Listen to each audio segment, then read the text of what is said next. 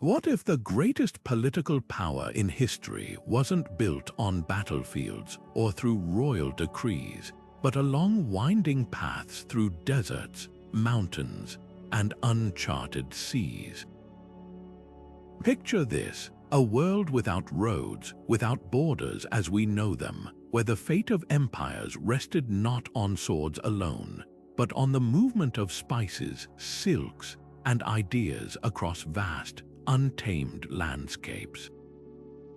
This is the hidden story of how early trade networks became the invisible architecture of political power, connecting continents and civilizations in ways that still shape our world today. Think about the last time you bought something from across the globe with a simple click. Now imagine that same connection, but forged over months of perilous travel, through sandstorms and mountain passes, where a single caravan could carry not just goods, but the very fate of kingdoms. These ancient trade routes were so much more than economic pathways. They were the lifelines of ambition, the channels through which wealth flowed to fund armies, ideas spread to inspire revolutions, and alliances formed that would redraw the map of human civilization. From the Silk Road's winding trails across Asia to the trans-Saharan caravans crossing endless dunes, these networks wove together cultures, religions, and technologies in a tapestry of exchange that made and unmade empires. What made a bundle of silk more valuable than gold? How did pepper and cinnamon become currencies of power? And why did rulers from Rome to China invest fortunes in protecting merchants and their precious cargo? The answers lie in understanding that trade was never just about commerce, it was about control. It was about who could dominate the flow of resources, information, and influence across the known world. As we journey together through this fascinating history, you'll discover how luxury goods sparked wars, how shared markets built lasting peace, and how the humble trade route became the ultimate tool of political strategy. This is the story of how humanity's first global connections shaped the destiny of nations, and how the echoes of those ancient networks still resonate in our interconnected world today. Long before empires rose and fell, the first threads of global connection were being spun by everyday people seeking something beyond their immediate horizon. This story begins not in grand palaces, but in the humble exchange of a single volcanic glass. Obsidian, sharper than any stone tool available at the time, was a material of immense practical value in the Neolithic period. But its sources were incredibly rare, found only in specific volcanic regions. So, a piece of obsidian from a mountain in modern-day Turkey could begin an astonishing journey, passed from hand to hand over hundreds of miles, eventually ending up as a prized tool in a village far from its origin. This wasn't commerce as we think of it today. It was a slow, deliberate web of reciprocity and exchange, and it fundamentally changed how human communities interacted.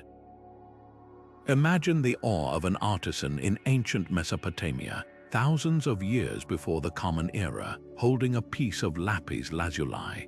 This stone, with its deep, celestial blue flecked with gold like pyrite, was unlike anything in the local riverbeds or deserts.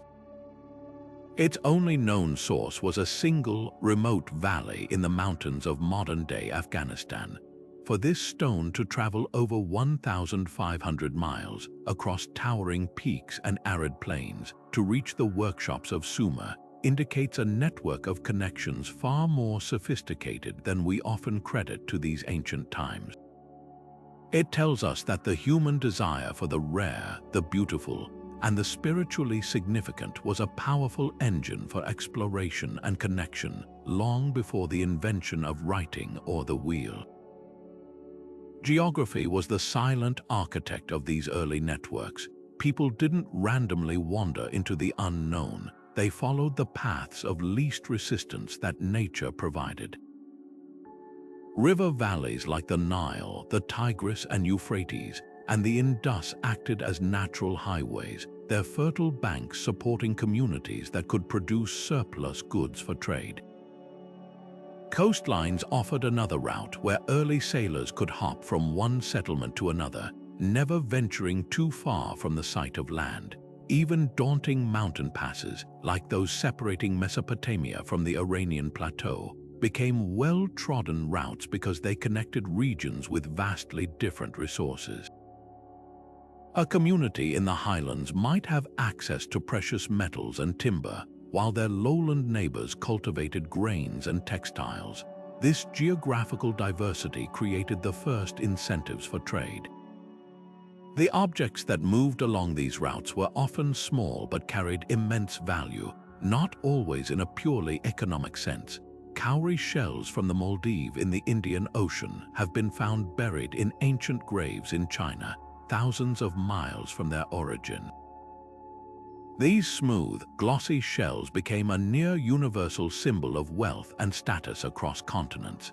Similarly, a piece of amber from the Baltic coast could find its way to the Mediterranean, transformed into a bead for a necklace worn by an elite. These were not bulk commodities but luxury goods, tokens of prestige that signaled a connection to a wider, mysterious world. The trade in these items created delicate but crucial interdependencies. A chieftain's power might be bolstered by distributing exotic shells, while a craftsman's reputation could be made by working with a rare imported stone. This foundational era of trade was about more than just moving objects. It was the first time human societies began to see themselves as part of a larger whole. The arrival of a foreign material would have sparked stories, myths, and a curiosity about the people on the other side of the mountain or across the sea. It established a crucial principle that no community, no matter how self-sufficient, had a monopoly on all the resources, both practical and symbolic, that humans desire. This nascent web of exchange, spun from necessity and opportunity, laid the essential groundwork for everything that was to come. It proved that distance could be overcome, that difference could be valuable, and that the flow of goods was inevitably followed by the flow of ideas. Yet this sprawling network was never under the control of a single empire. Instead, it functioned as a chain of interdependencies where power was derived from controlling key segments of the route. The Han Dynasty in China understood this perfectly. By securing the Hexi Corridor, a vital choke point between mountains and desert that led into the Tarim Basin, they could protect caravans from nomadic raiders and extract taxes and tariffs. This revenue wasn't just profit, it was the financial fuel for the imperial treasury, funding massive armies and grand public works that solidified their rule. The Han weren't just selling silk, they were leveraging a luxury good into a tool of statecraft, using it to build alliances with nomadic tribes by gifting them vast quantities of the fabric, effectively buying peace on their borders. On the western end of this network, the Roman Empire developed an insatiable appetite for these Eastern luxuries. Roman writers like Pliny the Elder lamented the vast sums of gold and silver flowing out of the empire to pay for silks, spices, and gems, worrying about the drain on their economy. This demand created immense wealth for the middlemen who controlled the routes in between. The Parthian Empire, situated squarely between Rome and Han China, became fantastically wealthy not by producing goods for export, but by taxing the trade that passed through their territories. They maintained their power by carefully controlling the flow of information and goods, often preventing Roman and Chinese emissaries from meeting directly to preserve their lucrative role as the essential intermediary. But to focus only on the material goods is to miss the Silk Road's most profound impact. This river of commerce carried something far more transformative than silk or spices. It carried ideas. Buddhism traveled from India through Central Asian oasis towns like Dunhuang and into China, adapting and blossoming into new forms along the way. Technologies moved with equal speed. Papermaking, invented in China, made its way west, eventually revolutionizing record-keeping and literacy in the Islamic world and later Europe. The stirrup, a seemingly simple invention, migrated from East Asia and would eventually change the nature of warfare in Europe by enabling mounted knights. Even agricultural products like peaches and almonds spread along these routes, enriching diets and farming practices across continents.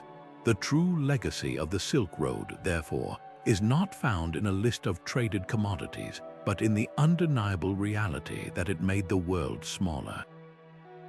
It created a system where the fate of a Roman citizen could be indirectly linked to the policies of a Chinese emperor, and where the religious beliefs of an Indian monk could find a new home in a Persian city. It demonstrated that political power could be projected not only through military conquest but also through economic and cultural influence. Control the route and you controlled the wealth. Control the wealth and you could command an empire. This intricate dance between commerce and control established a blueprint for global interaction that would echo for centuries to come. While the Silk Road carved paths across continents, another, even more expansive network was being woven across the open sea, a liquid highway of commerce and culture that turned the Indian Ocean into the world's greatest crossroads. Here, political power wasn't seized by controlling mountain passes, but by harnessing the very winds themselves. The rhythm of trade in this vast maritime world was set not by kings or caravans, but by the relentless, predictable pulse of the monsoon winds.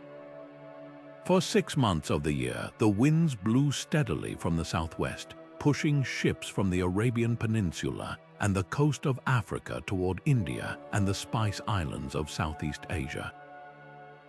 Then, as if on a celestial timer, they reversed, blowing from the northeast for the other half of the year, carrying those same vessels home.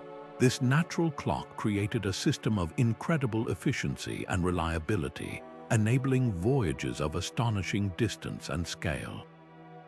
At the heart of this system were the legendary port cities that emerged as glittering hubs of global exchange. Imagine the bustling harbor of Malacca, a city so strategically placed at the narrow strait between the Malay Peninsula and Sumatra that it became the indispensable gateway between the Indian Ocean and the South China Sea. Its docks would have been a symphony of chaos and order, with ships from Ming China unloading porcelain, Javanese vessels carrying spices, Gujarati merchants from India trading magnificent textiles, and Arab dhows arriving with frankincense and pearls. The ruler of Malacca didn't need to conquer a vast inland territory to wield immense power. Control over this single, critical port allowed them to tax the world's most valuable commodities and become a central broker in Asian politics. Further west in southern India, the city of Calicut was known as the City of Spices. Its ruler, the Zamorin, presided over a market so famous that it drew merchants from across the known world. The wealth generated here was not hoarded in isolated palaces, but was reinvested into creating a welcoming and efficient commercial environment, with clear rules and protections for foreign traders. This reputation for fairness and prosperity was itself a form of political power, attracting more trade and making the city utterly indispensable. Similarly, the port of Aden, perched on the arid tip of the Arabian Peninsula, acted as a vital funnel. It was the first major port of call for ships leaving the Indian Ocean and entering the Red Sea, a final chance to resupply with fresh water and trade goods before attempting the final leg of the journey toward the Mediterranean world. These cities were more than just markets, they were microcosms of the world where languages, religions, and customs intermingled daily. This maritime system gave rise to a unique form of political organization known as the Thalassocracy, a sea-based empire. Unlike traditional land empires that sought to control contiguous territories, a Thalassocracies' power was projected through a network of coastal cities, strategic ports, and control of vital sea lanes. The Srivijaya Empire, based on the island of Sumatra, is a classic example. From the 7th to the 13th centuries, it commanded the Malacca and Sunda Straits, the essential choke points for all maritime traffic. Srivijaya's navy ensured safe passage for merchants for a price and ruthlessly suppressed piracy and competition. Their authority didn't extend far inland, but they didn't need it to. By mastering the sea, they controlled the flow of wealth and could extract tribute from a vast, watery domain without the burden of administering a large population or territory. Centuries later, on the other side of the ocean, the Amani Sultanate based in Zanzibar would perfect this model. Using a powerful navy, the Amani Arabs extended their influence down the East African coast, establishing control over ports like Mombasa and Kilwa. Their power was built on the monsoon-driven trade in ivory, gold, and tragically, human beings. They created a maritime commercial empire that connected the interior of Africa with the markets of Arabia and India, demonstrating how naval supremacy could be leveraged to build a powerful and wealthy state far from its original homeland. The goods moving across these waves were incredibly diverse: Indonesian cloves and nutmeg, Indian cotton and gems, African ivory and gold, Persian carpets, and Chinese porcelain. But just as on the Silk Road, the most enduring cargo was intangible. The Indian Ocean Network was a conduit for the peaceful spread of Islam from the Arabian Peninsula to the islands of Indonesia. It carried Hindu and Buddhist influences from India to the kingdoms of Southeast Asia, seen in the magnificent temple complexes of Angkor Wat and Borobudur. It transferred nautical technologies like the lateen sail that allowed ships to tack against the wind, and complex astronomical knowledge needed for open ocean navigation.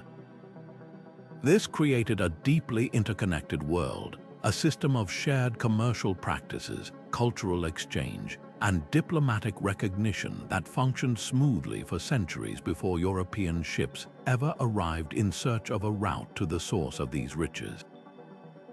Now, let's turn our gaze south to a realm where power was forged not on the water, but in the crucible of the world's most formidable desert. While maritime networks connected coasts, the Sahara presented a seemingly impossible barrier. A vast ocean of sand stretching over 3,000 miles with scorching days, freezing nights, and dunes that could swallow entire cities. Yet, human ingenuity and ambition are relentless. Across this terrifying expanse, the trans-Saharan trade routes emerged, not as simple paths, but as lifelines that connected the incredibly rich gold fields of West Africa to the salt-hungry societies of the Mediterranean coast. This was a trade built on one of history's most dramatic contrasts. The South had gold in unimaginable abundance, but craved salt, a mineral essential for preserving food and sustaining life, which was as precious as gold in the humid tropics. The North, particularly cities in North Africa, had vast salt deposits from mines like those at Taghaza, but hungered for the gold that would fuel their economies. Crossing this desert was a feat of monumental endurance and precise timing. The key to unlocking this route was the camel, introduced to the region around the 3rd century. These ships of the desert, with their ability to go days without water and carry heavy loads, made the impossible journey viable. But even with camels, the crossing was a months-long gamble against nature. Enormous caravans, sometimes consisting of 1,000 camels or more, were organized for safety. They moved in a single, snaking line across the dunes, guided by expert Berber traders from the north who could read the stars and the subtle shifts in the landscape.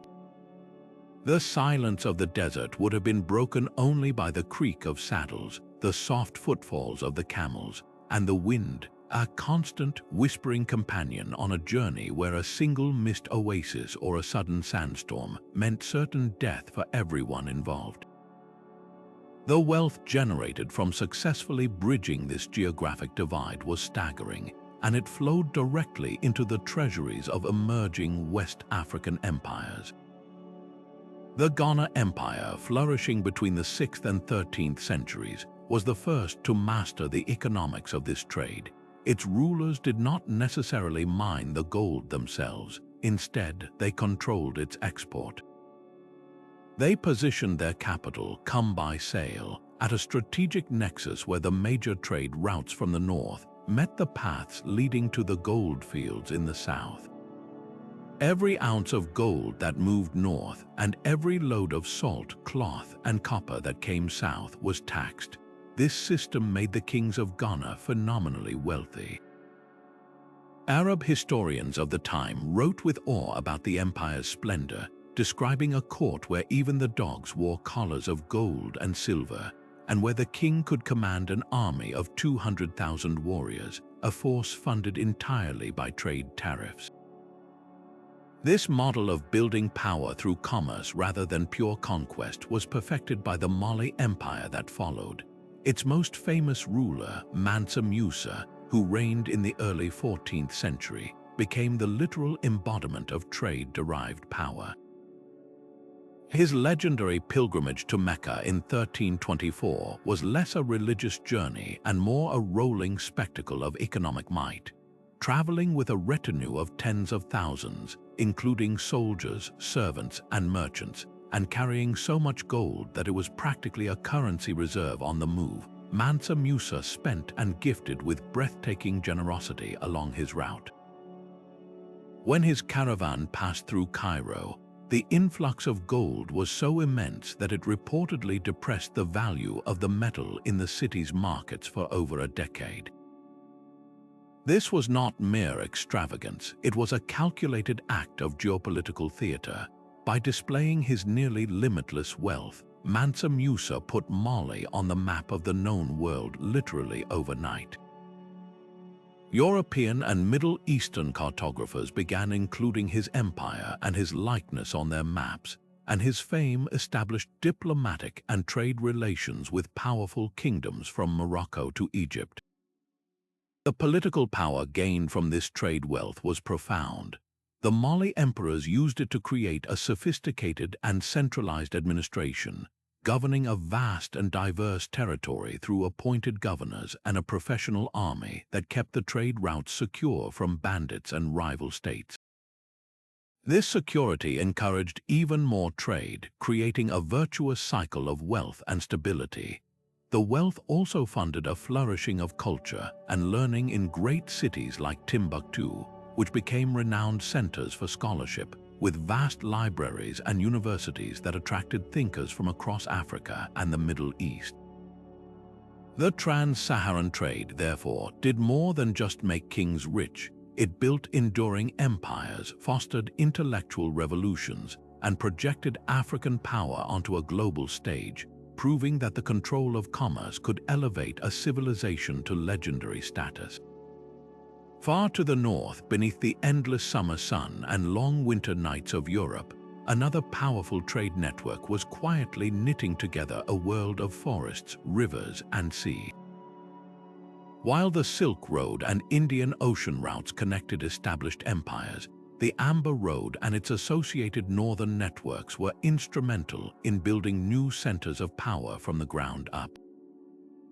This was a trade in the raw, elemental treasures of the north, the golden, fossilized resin known as amber, prized for its mystical and decorative qualities, thick, luxurious furs from beaver, sable, and fox that provided warmth and signaled high status, and tragically, human captives taken in war and traded as slaves. The route itself was less a single road and more a sprawling web of riverways and overland tracks, stretching from the stormy Baltic Sea coast all the way south to the sunny shores of the Mediterranean, where Roman aristocrats eagerly awaited its exotic cargo. The journey of a single piece of amber from the Baltic to Rome is a story of incremental value and growing political complexity. It might begin with a coastal tribesman finding the strange, warm stone on a beach after a storm.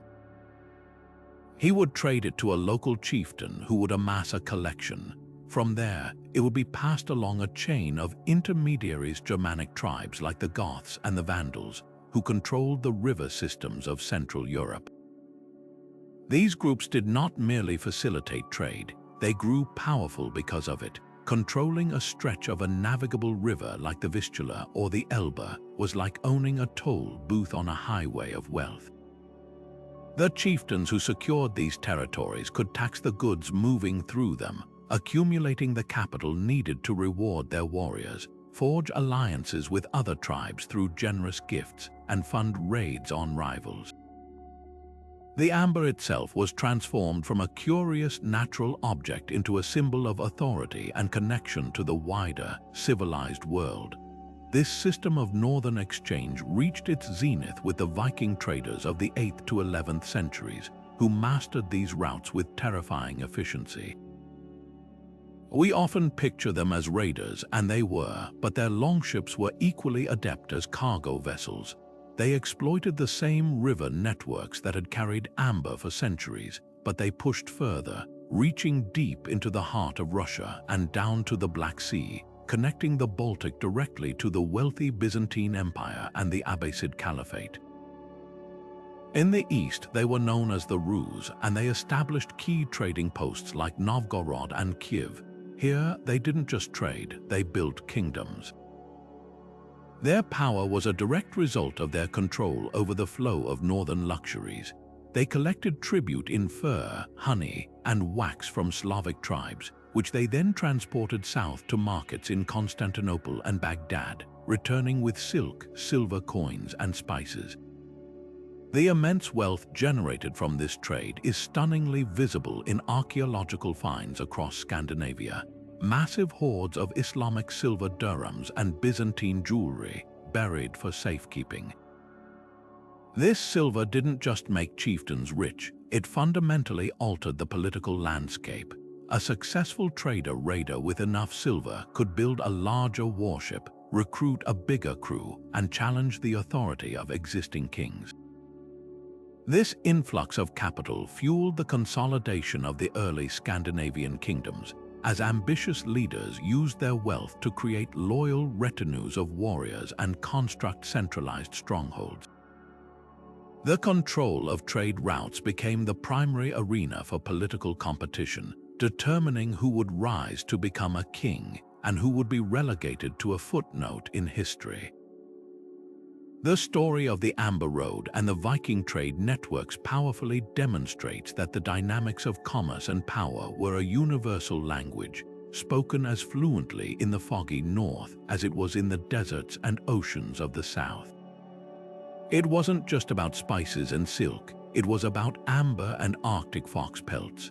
It shows us that political power could be assembled from the control of a Chinese letter resource that connected one world to another.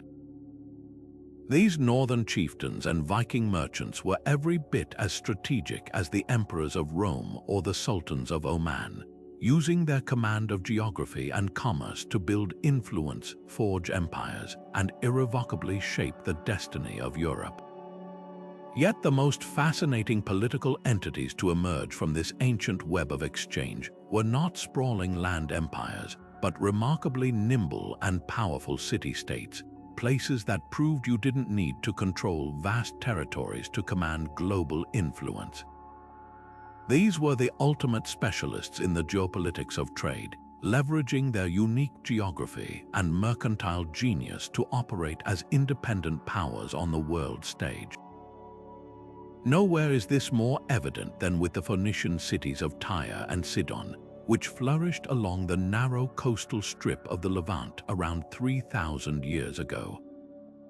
Hemmed in by the Lebanon mountains to the east and the sea to the west, they had little room for agricultural expansion.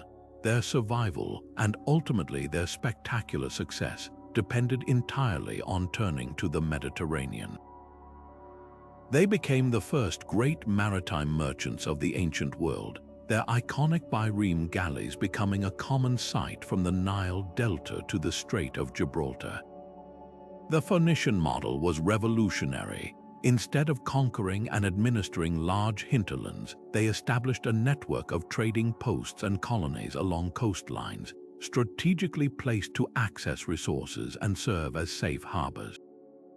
A city like Tyre became a colossal factory of luxury goods, most famously its vivid purple dye, extracted from the murex snail and so expensive to produce that it became the ultimate status symbol for royalty from Egypt to Mesopotamia. But their real power lay in their role as connectors and intermediaries. They transported Egyptian papyrus, Cypriot copper, Iberian silver, and African ivory, weaving together the economies of disparate empires. Their most lasting legacy was not a political dynasty, but an invention born from commercial necessity, the alphabet.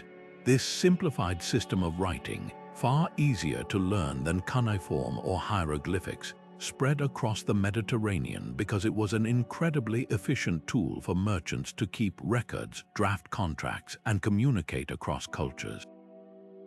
It was, in essence, the first operating system for international business, and it gave the Phoenician city-states an immense soft power that far exceeded their small size. Centuries later, this model was perfected in the Italian peninsula by rivals Venice and Genoa. Like the Phoenicians, they were born from geographic constraint.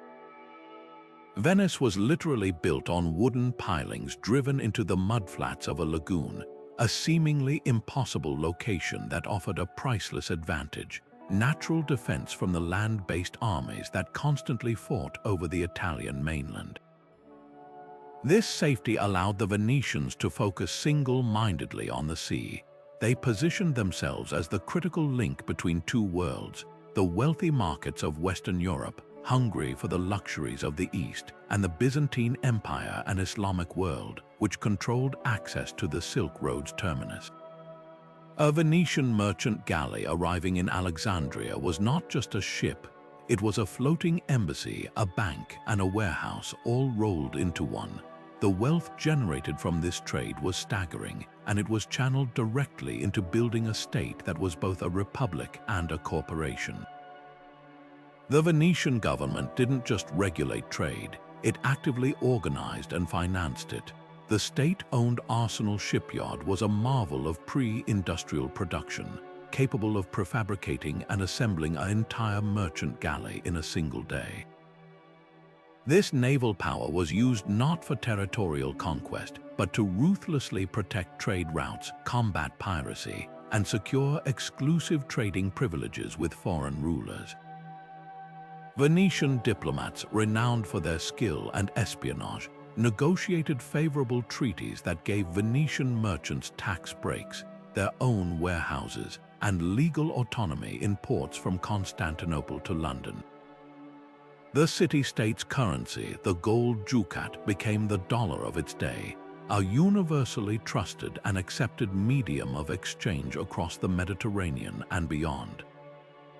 This commercial empire allowed Venice and Genoa to act with the sovereignty of much larger nations. They fielded powerful navies, waged wars against empires to protect their commercial interests, and exercised decisive influence in the politics of their day. When the Byzantine Empire needed help against Norman invaders, it called on the Venetian navy, rewarding the city-state with extensive trading rights that made its merchants dominant in Constantinople. The Fourth Crusade, which famously sacked Constantinople in 1204, was effectively hijacked and redirected by Venice to settle a commercial rivalry and eliminate a Byzantine competitor. This was the ultimate demonstration of a trade-driven city-state's power. It could bend a religious military campaign involving kings and emperors to serve its own economic agenda. These merchant republics proved that in the calculus of political power, control over the flow of goods and capital could be a far more potent weapon than control over acres of farmland, allowing a single city to hold the balance of power between continents. Yet for all the power of empires and city-states, the lifeblood of these ancient networks actually flowed through the hands of a different group entirely, the master connectors who operated in the spaces between great powers. These were the professional middlemen, the cultural translators, and the logistical experts who made the entire system function. They proved that in the geography of global exchange, sometimes the most critical power isn't held at the source or the destination, but at the vital crossroads in between. Among the most legendary of these groups were the Sogdians, an Iranian people from the region roughly corresponding to modern-day Uzbekistan and Tajikistan. Their homeland, centered on wealthy cities like Samarkand and Bukhara, was perfectly situated at the literal halfway point between the celestial empires of China and the powerful states of Persia and Byzantium.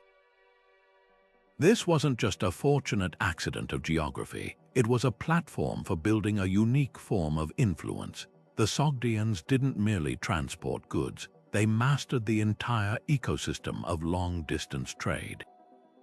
They established diaspora communities all along the Silk Road, from the Chinese capital of Chang'an deep into Central Asia. These communities were not just outposts, they were full-fledged commercial hubs, complete with warehouses, hostels for traveling merchants, and temples serving the Sogdian faith. A Chinese merchant heading west would often travel only as far as the nearest Sogdian enclave, sell his silk to a Sogdian wholesaler, and then return home. The Sogdian trader would then move that silk further along the chain to the next community, where it would be sold again. This relay system was incredibly efficient because it minimized the risk and distance for any single merchant, and it allowed the Sogdians to gain an unparalleled understanding of regional markets, pricing, and demand. They became the indispensable linchpins without which the Silk Road's long chains of exchange would have fragmented. Their power, however, extended far beyond logistics. The Sogdians were renowned polyglots, fluent in numerous languages and dialects. A caravan led by Sogdian merchants could communicate with Turkish nomads, Chinese officials, and Persian courtiers with equal ease. This made them the de facto diplomats and negotiators of the steppe. Rulers who could not understand each other relied on Sogdian interpreters, not just to translate words, but to explain complex cultural norms and court protocols. This control over the flow of information was a form of power that could be carefully managed. A Sogdian translator could subtly shape a message, influence a negotiation, or gain privileged knowledge about political alliances or impending conflicts, information that was itself a valuable commodity to be traded. Their cultural fluency allowed them to navigate the delicate politics of countless different courts, earning trust and securing favorable trading terms that were denied to outsiders. This unique position allowed them to accumulate immense wealth, which they often used to secure a remarkable degree of political autonomy. The Sogdian city-states, though nominally under the sway of various nomadic confederations or larger empires, often governed their own internal affairs. Their wealth allowed them to build powerful fortifications and, when necessary, pay tribute to avoid military conflict, effectively buying their independence. There are even accounts of Sogdian merchants advising foreign rulers on economic matters, effectively becoming ministers of trade for empires that lacked their commercial expertise. They were so deeply embedded in the system that when the Tang Dynasty court in China needed to assess the wealth of its western regions for taxation purposes, it didn't send its own bureaucrats, it hired Sogdian accountants famous for their skill with numbers. A similar story of intermediary power unfolded on the other side of the world, along the Swahili coast of East Africa. Here, a string of sophisticated city-states like Kilwa, Mombasa, and Zanzibar acted as the critical interface between the vast interior of Africa and the bustling maritime world of the Indian Ocean. The Swahili people were themselves a cultural blend of Bantu-speaking African communities and Arab and Persian merchants, and this hybrid identity was the source of their strength. They spoke the language of both worlds. To the inland kingdoms like Great Zimbabwe, which controlled the goldfields, they were reliable partners who brought coveted goods like Indian cloth, Chinese porcelain, and Persian glassware. To the Arab and Indian captains arriving on the monsoon winds, they were the organized, efficient suppliers of gold, ivory, timber, and other African riches. The rulers of these Swahili city-states, often bearing the title Sultan, derived their entire authority from this role as middlemen. They built their power not on military conquest of the interior, but on maintaining strong diplomatic relationships with the producers in the hinterlands. They established exclusive trade agreements, acting as the sole agents for exporting a region's goods. The immense wealth generated from this markup, buying low from the interior and selling high to foreign ships, was poured into constructing stunning coral stone palaces, grand mosques, and public works that made cities like Kilwa the envy of the Indian Ocean. A Portuguese explorer who arrived in the early 16th century wrote with astonishment about the luxuriousness of Kilwa's court and the sophistication of its governance, all funded by its strategic position as a commercial intermediary.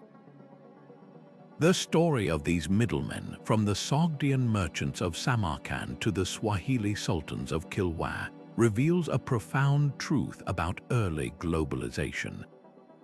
While emperors and kings often claimed credit for the wealth of empires, that wealth was frequently generated and managed by these agile, culturally astute networks of professionals. They demonstrated that political leverage could be built on expertise and relationships rather than sheer military force. By making themselves indispensable to everyone, they secured their own prosperity and autonomy, proving that in the interconnected world of ancient trade, the people who controlled the connections often held more real power than the people who claimed to own the land. But perhaps the most sophisticated and enduring example of trade as a tool of statecraft was the Chinese tributary system, a framework that organized international relations in East Asia for over 1,000 years. This was not a simple commercial exchange. It was a meticulously choreographed performance of power and protocol. Neighboring states, from Korea and Vietnam to kingdoms in Central Asia and Southeast Asia, would send official embassies to the Chinese imperial court. These missions were laden with gifts that represented the finest products of their land: rare spices, exotic woods, magnificent textiles, and unusual animals. In return, the Chinese emperor, acting from his perceived position as the son of heaven and center of the civilized world, would bestow upon them even more valuable gifts: silks, Chinese letter, lacquerware, and most importantly, official seals and titles that granted them legitimacy and the coveted right to trade. On the surface, this looked like a straightforward gift exchange.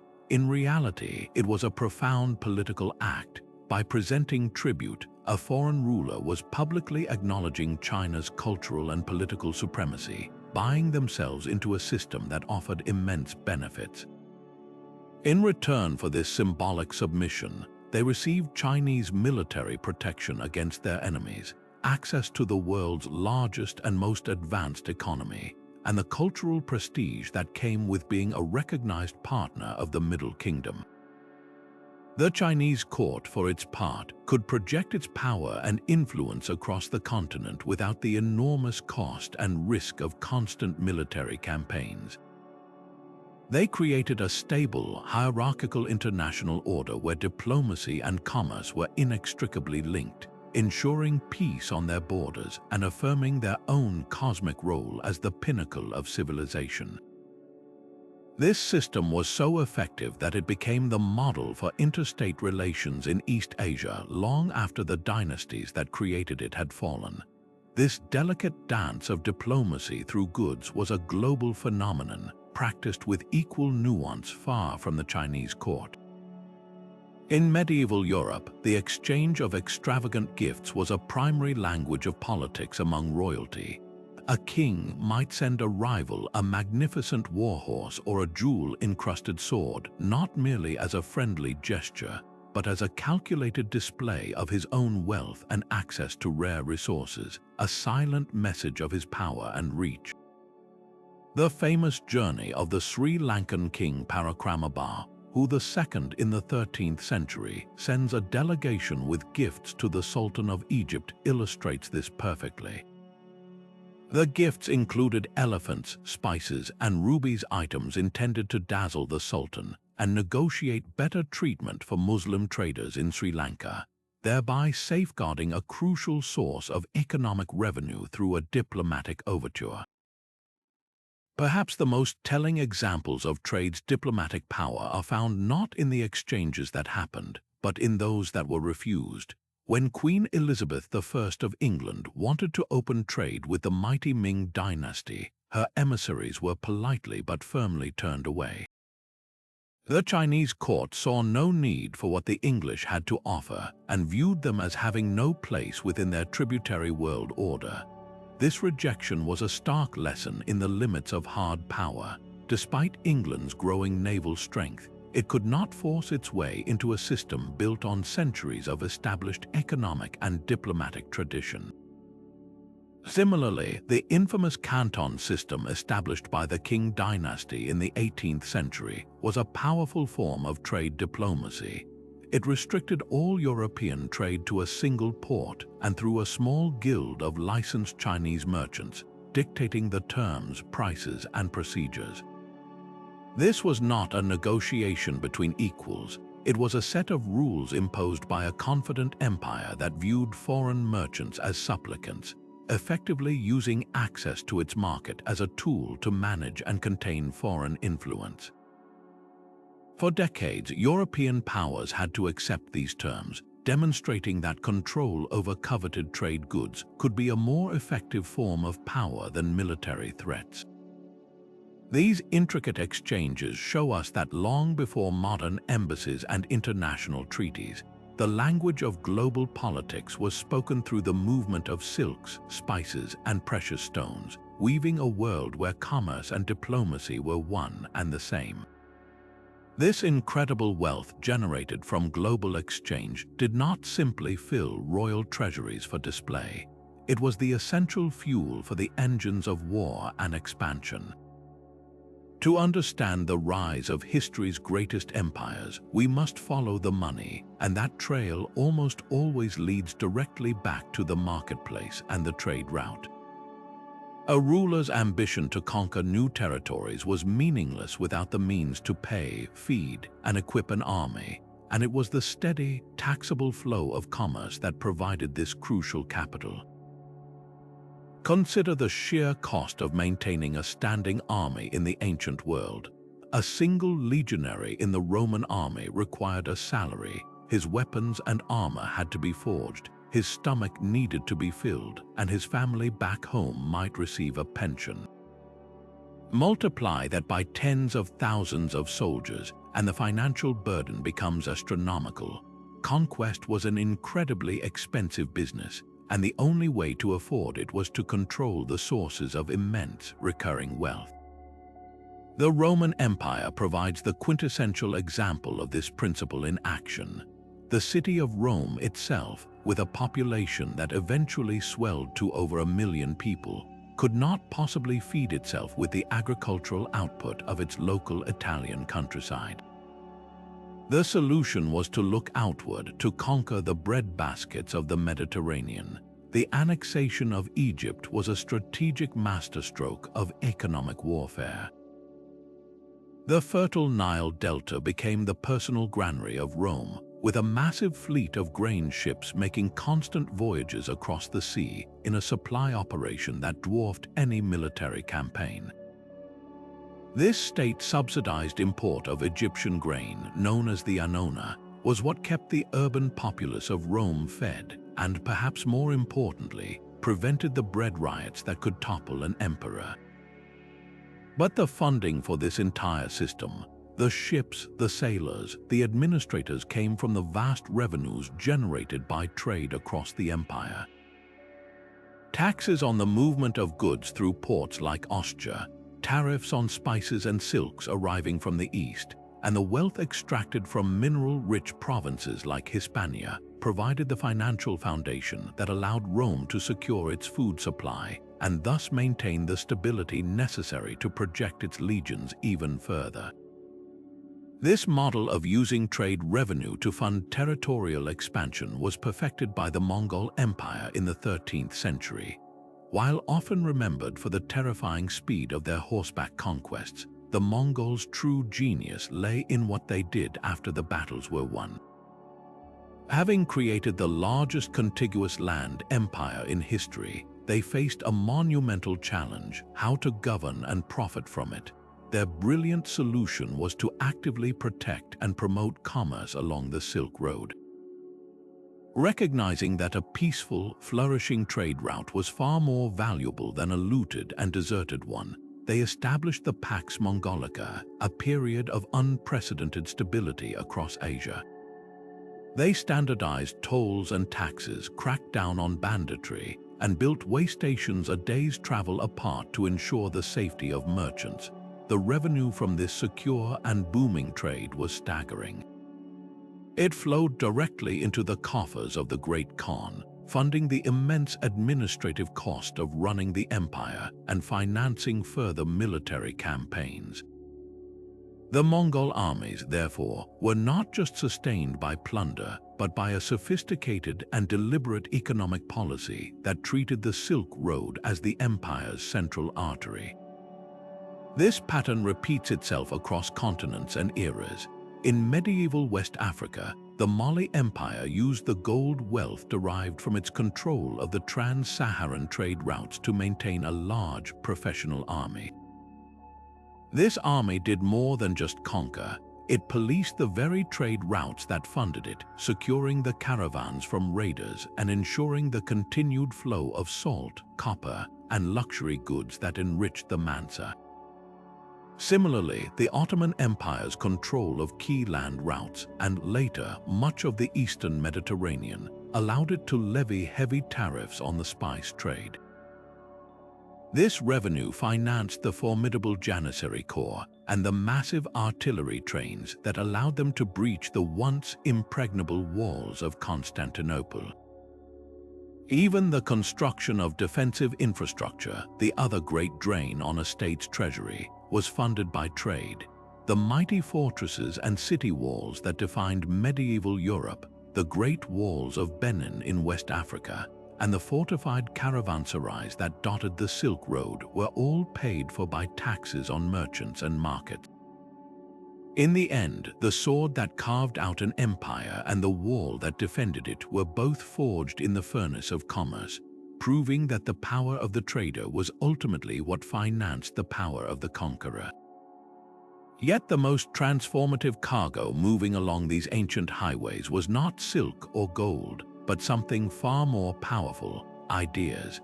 This cultural exchange, flowing effortlessly along the same routes as merchants and their goods, became one of history's most potent and enduring forms of soft power, the ability to shape the preferences of others through attraction and persuasion rather than coercion. While armies could conquer territory, it was often culture that conquered hearts and minds, weaving together disparate populations and legitimizing rulers in ways that sheer force never could. The most profound example of this is the incredible journey of Buddhism out of its birthplace in northern India and along the Silk Road into East Asia. This was not a movement of missionaries with a coordinated strategy, but a gradual, organic process carried by monks, pilgrims, and merchants. A Buddhist monk traveling with a merchant caravan for protection would stop at a bustling oasis town like Dunhuang, and perhaps in exchange for food and lodging would share his teachings. A local ruler seeking to unify a diverse population of traders, farmers, and nomads under his rule might find the universalist, peace-oriented message of Buddhism an ideal tool to transcend local tribal deities and create a common identity. By patronizing the faith, building magnificent cave temples, funding monasteries, and translating scriptures, these rulers were not just being pious, they were engaging in a brilliant political strategy. Adopting Buddhism linked them to a sophisticated, cosmopolitan world system, legitimizing their authority by associating it with a major world religion and its advanced artistic and literary traditions. This same process unfolded across the maritime world of the Indian Ocean with the spread of Islam. As Arab and Persian merchants established trading communities in port cities from the Swahili coast to the islands of Indonesia, they built mosques not just for themselves, but as centers of community life. The appeal of Islam for local rulers was multifaceted. It offered a written language, Arabic, that facilitated record-keeping and international correspondence. Its legal framework, Sharia law, provided a standardized system for settling disputes among merchants from different backgrounds, making port cities more orderly and attractive to foreign trade.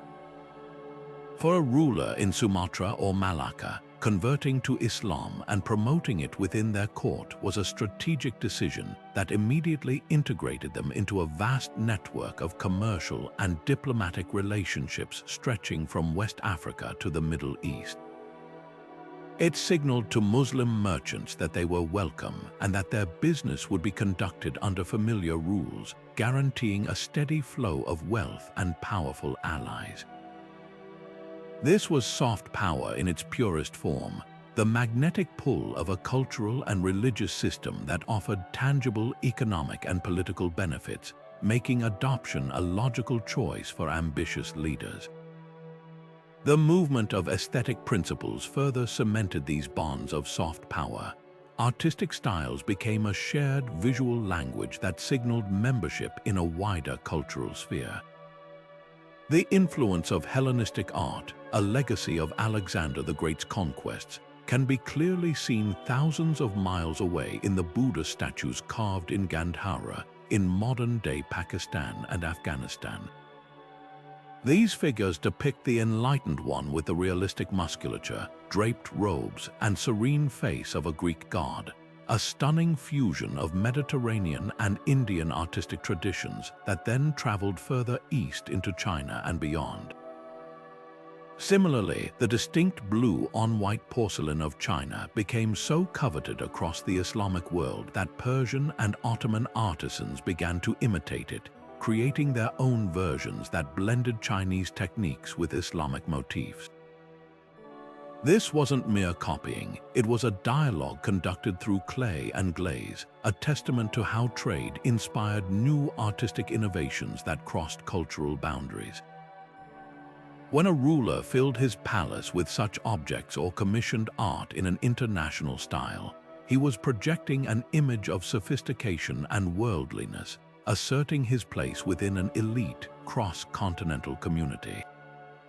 Perhaps the most intimate and enduring form of this cultural exchange is found in the food we eat. The very ingredients we associate with national cuisines are often the result of centuries of trade-driven migration. Tomatoes, native to the Americas, became the heart of Italian cooking. Chili peppers, also from the New World, transformed the culinary landscapes of India, Thailand, and China. But even in the ancient world, the spice trade fundamentally altered palates across continents. Black pepper from India became a staple in Roman kitchens, while cinnamon from Sri Lanka flavored wines in the Middle East. The shared appreciation for these exotic flavors created a common ground, a sensory experience that connected the dining tables of an Egyptian merchant, a Roman aristocrat, and a Chinese official. The ability to serve these expensive imports became a display of wealth and global connection, a way to impress guests and diplomatic envoys alike. This culinary exchange demonstrates that soft power operates on the most personal level, shaping daily life and creating a shared human experience that transcends political borders, building a foundation of commonality that made wider political integration not just possible but palatable. Yet for all the wealth and ideas they carried, these ancient trade routes had a dark and deadly companion, one that moved with silent, terrifying speed alongside the caravans and ships. The same connections that spread silk and philosophy could also deliver devastation in the form of pandemic disease. The most infamous of these was the Black Death, a catastrophic outbreak of bubonic plague that swept across Eurasia and North Africa in the mid-14th century. Its journey is a chilling map of the medieval world's connectivity. Believed to have originated in the grasslands of Central Asia, the plague traveled westward with astonishing efficiency, carried by fleas living on black rats that were themselves stowaways in the grain sacks and cargo holds of merchant ships and wagons. The very efficiency that made the Mongol Empire's Pax Mongolica so profitable for trade now became a highway for horror, allowing the pathogen to race from the Caspian Sea to the Black Sea and into the Mediterranean in a matter of years rather than decades. The political impact of this demographic catastrophe was immediate and profound. The Byzantine Empire, already a fragile shadow of its former self, was dealt a death blow. The plague ravaged its capital, Constantinople, a city that was the vital nexus of trade between Asia and Europe. With its population decimated and its economy shattered, the empire lost what little strength it had left to resist the pressure from its enemies, most notably the rising Ottoman Turks. The loss of tax revenue from trade and a crippled workforce meant it could no longer field effective armies or maintain its defenses, setting the stage for its final conquest by the Ottomans in 1453. The plague didn't just weaken Byzantium, it effectively cleared the political stage for a new power to dominate the eastern Mediterranean. In Western Europe, the Black Death acted as a violent accelerant of social and political change, striking at the very heart of the feudal system. This system was built on a simple equation. A small noble class held power because they controlled the land, which was worked by a large, dependent peasant population. The plague turned this equation upside down by wiping out an estimated 30 to 50% of Europe's entire population. Suddenly, land was abundant but labor was incredibly scarce. Serfs who had once been bound to their lord's estate now found themselves with unprecedented leverage. They could demand wages for their work, seek better conditions, or simply leave to farm vacant lands elsewhere. This massive shift in the balance of power between labor and landowners led to widespread social upheaval, including peasant revolts like the English Peasants' Revolt of 1381, where commoners demanded an end to serfdom and higher wages. The old feudal order, reliant on a vast, cheap, and subservient workforce, could not survive this new reality. Kings often found themselves siding with the peasants against their own rebellious nobles, not out of altruism, but to centralize their own power and tax a new class of wage earners directly. The collapse of the manorial system forced the consolidation of landholdings and a move toward more commercial forms of agriculture, laying the early groundwork for the capitalist economy that would later emerge. The trauma of the plague also eroded blind faith in the authority of the Church, which had proven powerless to stop the suffering, opening the door to new forms of thought and questioning that would blossom in the Renaissance. In this terrible, roundabout way, the tragedy unleashed by trade routes helped break the rigid structures of medieval society, creating the space for the modern world to eventually emerge. This serves as a powerful reminder that globalization's gifts have always been double-edged, capable of building empires and just as capable of bringing them to their knees through forces utterly beyond any ruler's control. But with all this movement of goods across such vast distances, a fundamental problem emerged, one that every merchant from the Phoenician coast to the Chinese frontier had to face. How do you pay for something when the person selling it has no use for your local currency, or when the value of a bartered good, a bolt of cloth, a bag of grain, is impossible to calculate against a lump of silver of uncertain purity? The incredible complexity and scale of long-distance trade demanded a solution, a common language of value that could be understood from one end of a continent to the other. This pressing need for a reliable medium of exchange is what pushed human societies toward one of their most revolutionary inventions, standardized money.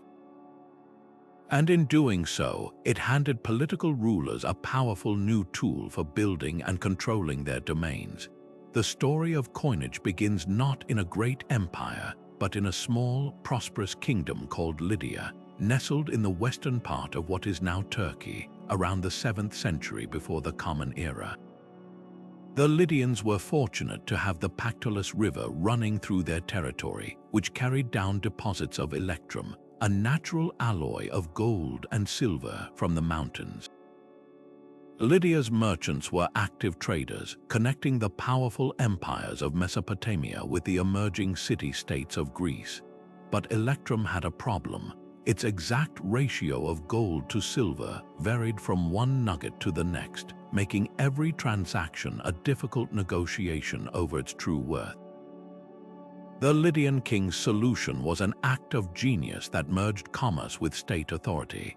He ordered the metal to be refined and minted into coins of consistent weight and purity, stamping them with an official seal, often the head of a lion, the symbol of the Lydian royal house. That stamp was a guarantee. It declared that this lump of metal was not just a commodity, but a unit of value backed by the full faith and credit of the kingdom. Instantly, trade became smoother. A merchant no longer had to carry scales and acid-testing kits to every market. They could simply count out these trusted coins. The Lydian stater became the world's first internationally recognized currency, a universal key that unlocked markets across the ancient world and provided the Lydian kings with immense prestige and a steady source of revenue from seigniorage, the profit made from minting coins. This model of state-controlled currency spread like wildfire. Neighboring civilizations saw its immense advantages and quickly adopted it. The Greeks, the Persians, and eventually the Romans all began minting their own coins, each imprinted with the face of a ruler or a patron god. This was far more than a commercial convenience. It was a brilliant exercise in propaganda and political power. For the vast majority of people who would never lay eyes on their emperor or king, a coin was the most tangible representation of their ruler's authority.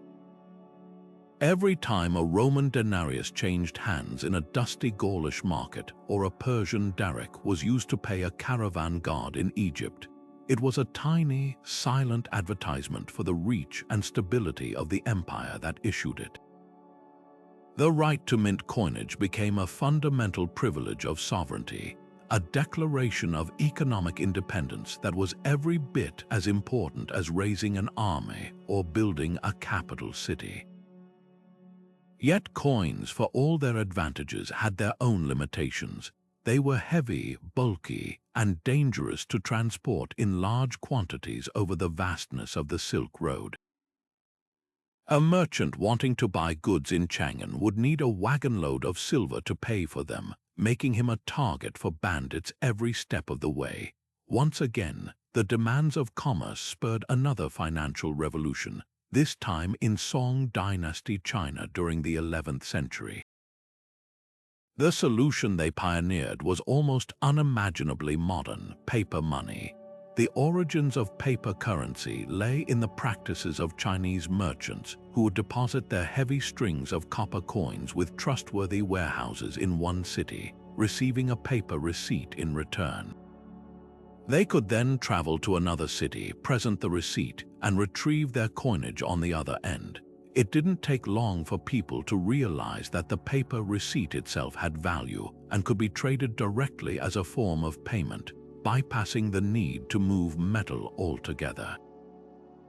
The Song state, perpetually in need of funds to fight northern nomadic empires, saw the potential.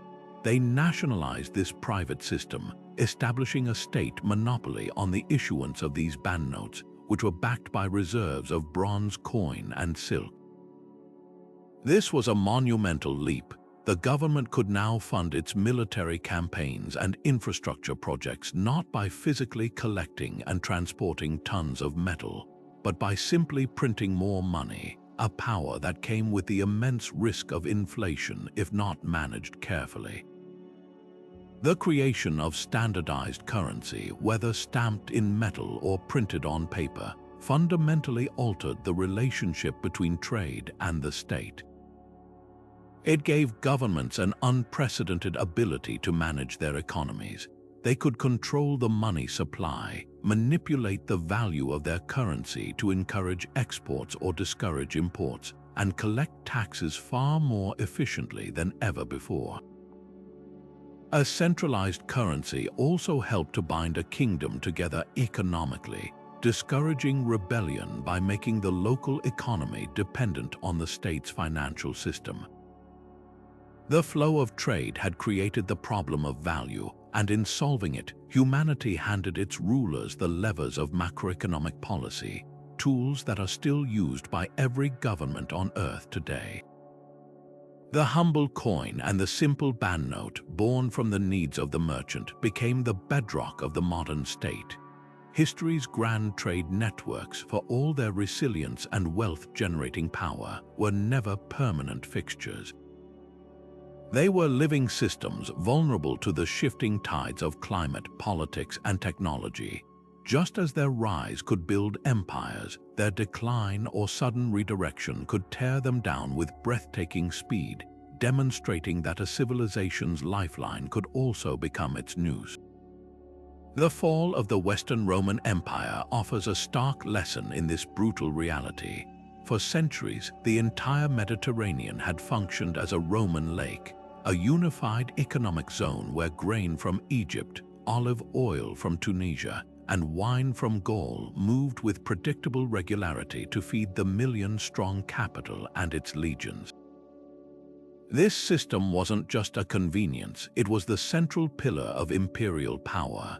When that pillar began to crumble under the weight of political corruption, internal strife, and mounting pressure from Germanic tribes, the entire intricate web of Mediterranean trade began to unravel.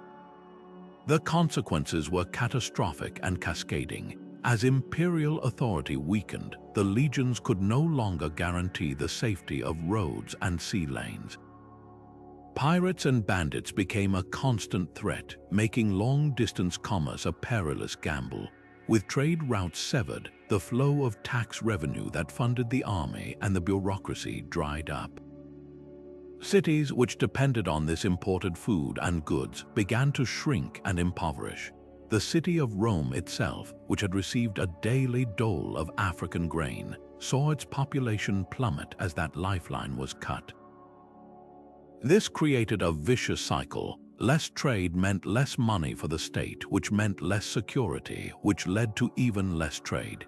The empire didn't just politically fragment, it economically atomized, breaking down into isolated, self-sufficient manors, the early seeds of feudalism that no longer looked to a distant emperor or engaged in a wider Mediterranean world.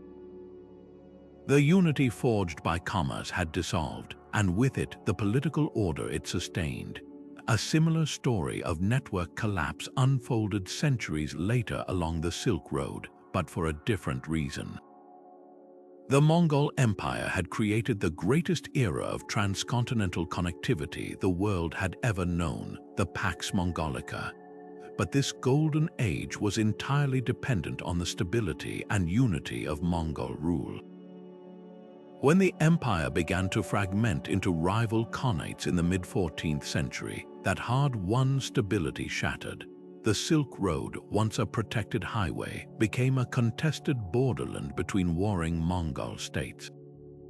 The security that had encouraged merchants to travel its entire length evaporated, replaced by unpredictable tolls and the constant danger of being caught in someone else's war.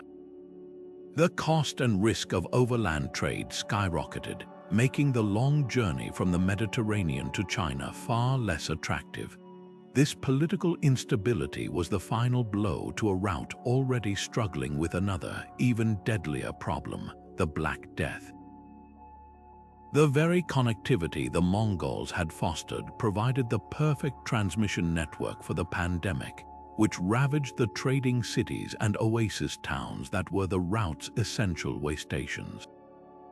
The combination of political fragmentation and demographic catastrophe was too much for the overland Silk Road to bear.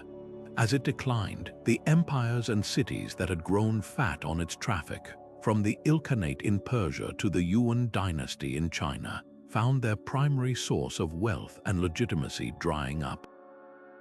Their power, built on controlling the crossroads of the world, withered when the crossroads were no longer the main thoroughfare. Yet, the human desire for connection and profit never disappears. It simply finds a new path. The slow decline of the overland Silk Road created an immense opportunity for those who could offer an alternative.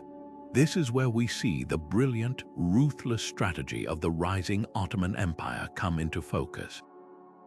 As they consolidated power in Anatolia and captured the legendary city of Constantinople in 1453, the Ottomans gained control of the most critical choke points between Europe and what remained of the Asian trade networks. They now commanded the land routes through Anatolia and the sea routes through the Dardanelles and the Bosphorus Straits, understanding that power now came from controlling the gate, not the road. The Ottomans expertly leveraged their position. They didn't try to rebuild the old Silk Road, they became its toll collectors. European merchants, particularly the Venetians and Genoese, desperate for spices and silks, now had to go through Ottoman intermediaries and pay heavy tariffs. This strategic control of the last remaining viable links to the east funded the Ottoman military machine, allowing them to expand into the Balkans, the Middle East, and North Africa. The decline of one network had directly fueled the meteoric rise of a new imperial power, but the Ottoman grip on the gates of trade also created a desperate European incentive to find a way around them, setting in motion the age of exploration. When Portugal's Vasco da Gama successfully sailed around the Cape of Good Hope and reached India in 1498, he wasn't just on a voyage of discovery. He was executing an end run around a political and economic blockade, seeking to access the source of wealth directly and break the Ottoman and Venetian monopoly. His success didn't just open a new route, it began a fundamental reorientation of global power from the Mediterranean to the Atlantic, setting the stage for the next half-millennium of history. The collapse of an ancient network of power had, once again, forced a dramatic and unpredictable political reorganization across the globe. Across the Atlantic Ocean, in the magnificent isolation of the Andes Mountains, a civilization achieved a feat of political integration through trade and transport that rivaled anything in the Old World, yet did so with a completely different set of tools and a unique philosophy of power. The Inca Empire, which exploded across western South America in the 15th century, constructed the most extensive and sophisticated road system in the Americas, a staggering 25,000 miles of engineered pathways that snaked through some of the most punishing geography on Earth. This was not a network born from commercial enterprise or the whims of merchants.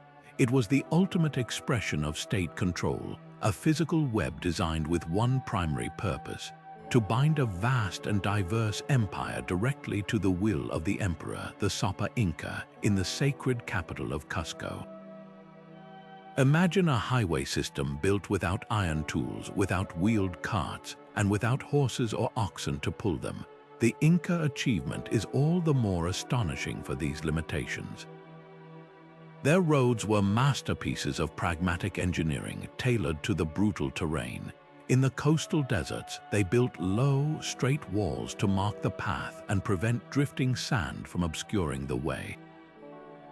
As the routes climbed into the high Andes, they became elaborate staircases cut into cliff faces.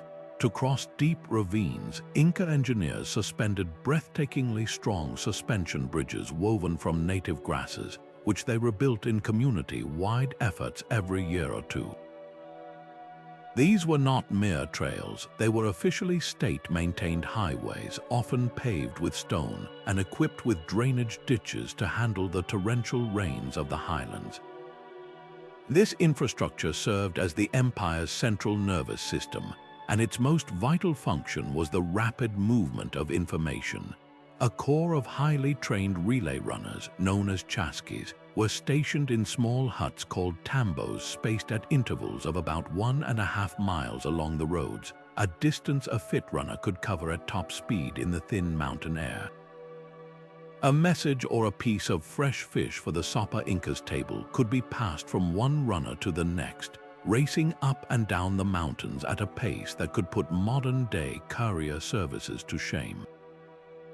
It's estimated that a message could travel over 150 miles in a single day, meaning news from the farthest reaches of the empire in modern-day Ecuador could reach Cusco in a matter of days. This incredible communication speed allowed the central government to react to rebellions, natural disasters, or military threats with an efficiency that stunned the Spanish conquistadors who later witnessed it. The second critical function was military logistics. The Inca Empire was built through conquest, and its stability depended on its ability to project force instantly. The road network allowed the Inca to move their armies with unbelievable speed. Well-supplied troops could march from one depot to the next, never wanting for food or shelter, as the tambos also served as state-controlled storehouses. This meant an Inca army could appear at a rebellious village with overwhelming force, long before the villagers had even finished planning their revolt. The road was a constant physical reminder of the emperor's reach and his ability to enforce his will, making rebellion not just dangerous but logistically futile. But the Inca system reveals a profound difference in how trade itself was conceptualized as a tool of power. Unlike the mercantile economies of Eurasia, the Inca state operated a centrally planned redistribution economy. There was no concept of a free market or independent merchant class. Instead, the state collected tribute from conquered peoples in the form of labor and goods, textiles, foodstuffs, military equipment, and luxury items. The roads were then used to physically redistribute these goods back across the empire. Surplus grain from fertile valleys was moved to arid regions. Wool from high-altitude alpaca herds was transported to warmer coastal areas. This system of reciprocal exchange, where the state collected and then provided, was the glue that held the empire together. It ensured that no region faced famine alone and that all provinces were materially invested in the empire's continued existence. Accepting goods from the state storehouses was an act of political integration, a tangible connection to Cusco. The ultimate expression of this power was the practice of mitmac, the forced resettlement of entire communities. Rebellious populations would be uprooted from their homeland and moved to a distant part of the empire, replaced by loyal subjects who were granted the vacated land. The roads made this massive, state-sponsored movement of people possible. This policy effectively broke up ethnic solidarities that could challenge Inca rule and created a patchwork of dependencies across the territories, ensuring that every province was populated by people whose loyalty was directly to the state that had granted them their new home. The Inca road system was therefore far more than a set of paths. It was the tangible expression of a political ideology that saw control over movement, communication, and distribution as the very essence of sovereignty. It proves that the fundamental principle, That he who controls the network controls the empire is a universal truth of statecraft, whether your highway is made of silk, sea, or stone. This incredible tapestry of global connection, for all its world-altering exchange of goods and ideas, had a deeply woven and tragic thread: the trafficking of human beings.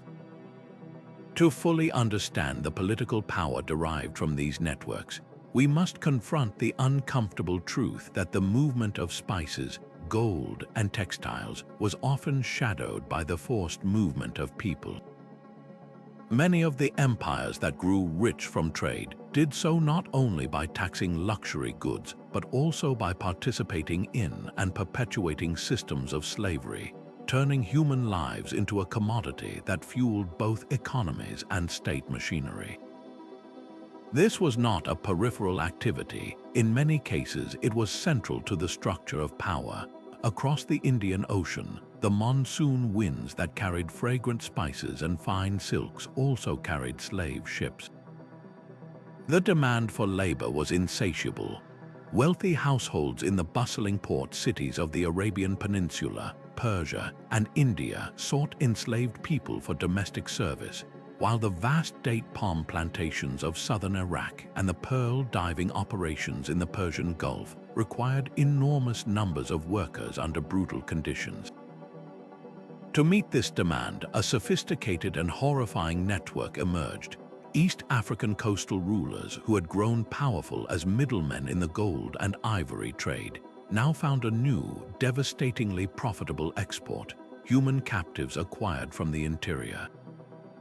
The city of Kilwa became a major hub, its wealth and grandeur sadly built in part on this human traffic. This trade created a grim dependency. The very firearms that African rulers acquired through trade were sometimes used to raid for more captives, creating a vicious cycle of violence and exploitation that destabilized entire regions for centuries. On the other side of the trade routes, the political utility of enslaved people took a unique and powerful form, most famously in the Ottoman Empire's devshirme system. This was not a random capture of people, but a highly organized, state-administered practice. The Ottoman government would periodically conscript young boys from Christian communities within their vast Balkan territories. These children were taken to Constantinople, converted to Islam, and subjected to years of rigorous education and training. The most intellectually gifted were groomed for administrative roles, rising to become powerful officials and even grand viziers, the empire's chief ministers. The most physically capable were inducted into the elite infantry corps known as the Janissaries. This system was a political masterstroke. By creating a cadre of soldiers and administrators who were legally slaves of the Sultan, the Ottomans bypassed the traditional Turkish aristocracy. These men owed their immense power and privilege not to their birth or family connections, but solely to the Ottoman state and the Sultan himself. This created a class of supremely loyal and competent servants with no competing tribal or familial allegiances, which became the absolute bedrock of Ottoman imperial power for centuries. The Janissaries, in particular, were the empire's most feared and effective military force, the iron fist that expanded and defended Ottoman borders. Here, the logic of trade and power reached a chilling apex. Human beings, acquired through a system of tribute, were processed and refined into the most potent instruments of state control. A similar, though distinct, dynamic played out in West Africa. While the trans-Saharan slave trade existed for centuries, its scale was initially smaller than the Indian Ocean network. Its impact on political structures was nonetheless significant. Within the Mali and Songhai empires, enslaved individuals were often integrated into the state apparatus, serving as soldiers, craftspeople, and domestic servants in royal households. For a ruler, relying on enslaved personnel could be a strategic move to counterbalance the influence of powerful noble families and tribal factions. These individuals, dependent entirely on the ruler's favor for their position and safety, often proved to be more reliable than the unpredictable aristocracy. Their presence in key roles helped centralize power in the hands of the emperor, creating a more stable and absolute form of monarchy. This grim reality forces us to expand our understanding of these trade networks. They were not just channels for economic wealth, but also pipelines for a different kind of political resource: human loyalty, forcibly acquired and meticulously engineered, that could be deployed to consolidate power from within. Acknowledging this dark underbelly is not about diminishing the achievements of these civilizations. It is about presenting a complete and honest history, one that recognizes that the pathways of progress were, for countless individuals, roads of unimaginable suffering. Yet behind the grand narratives of emperors and merchants operating in the spaces between official records, women were fundamental architects of these global exchanges, weaving together the very fabric of trade through their labor, diplomacy, and entrepreneurial skill. To assume these networks were exclusively male domains is to miss half the story, for women were often the hidden gears that kept the machinery of commerce and political alliance turning smoothly. Consider the ancient kingdom of Axum, a powerhouse that controlled trade between the African interior and the Red Sea. While kings are celebrated for their obelisks and coins, Axumite women of the elite class were formidable merchants in their own right. Inscriptions from the period proudly detail how women used their personal wealth to finance trading expeditions down the Nile, dealing in luxury goods like ivory and tortoiseshell. Their economic independence was such that they could commission their own monuments and make lavish donations to the church, actions that were both pious and powerful, cementing their family's status and influence within the kingdom's political hierarchy. This influence was even more pronounced within the vast Mongol Empire, where the nomadic tradition offered noblewomen a remarkable degree of authority. As Mongol khans led military campaigns that could last for years, the management of the empire's home territories and, crucially, its commercial interests frequently fell to their wives and mothers. These women were far from passive regents. They were active CEOs of a continental enterprise. They dispatched and received embassies, negotiated trade agreements with foreign merchants, and managed the sprawling mobile orders or camps, which were themselves hubs of production and exchange. The Silk Road, under Mongol protection, was effectively policed and administered by these powerful figures.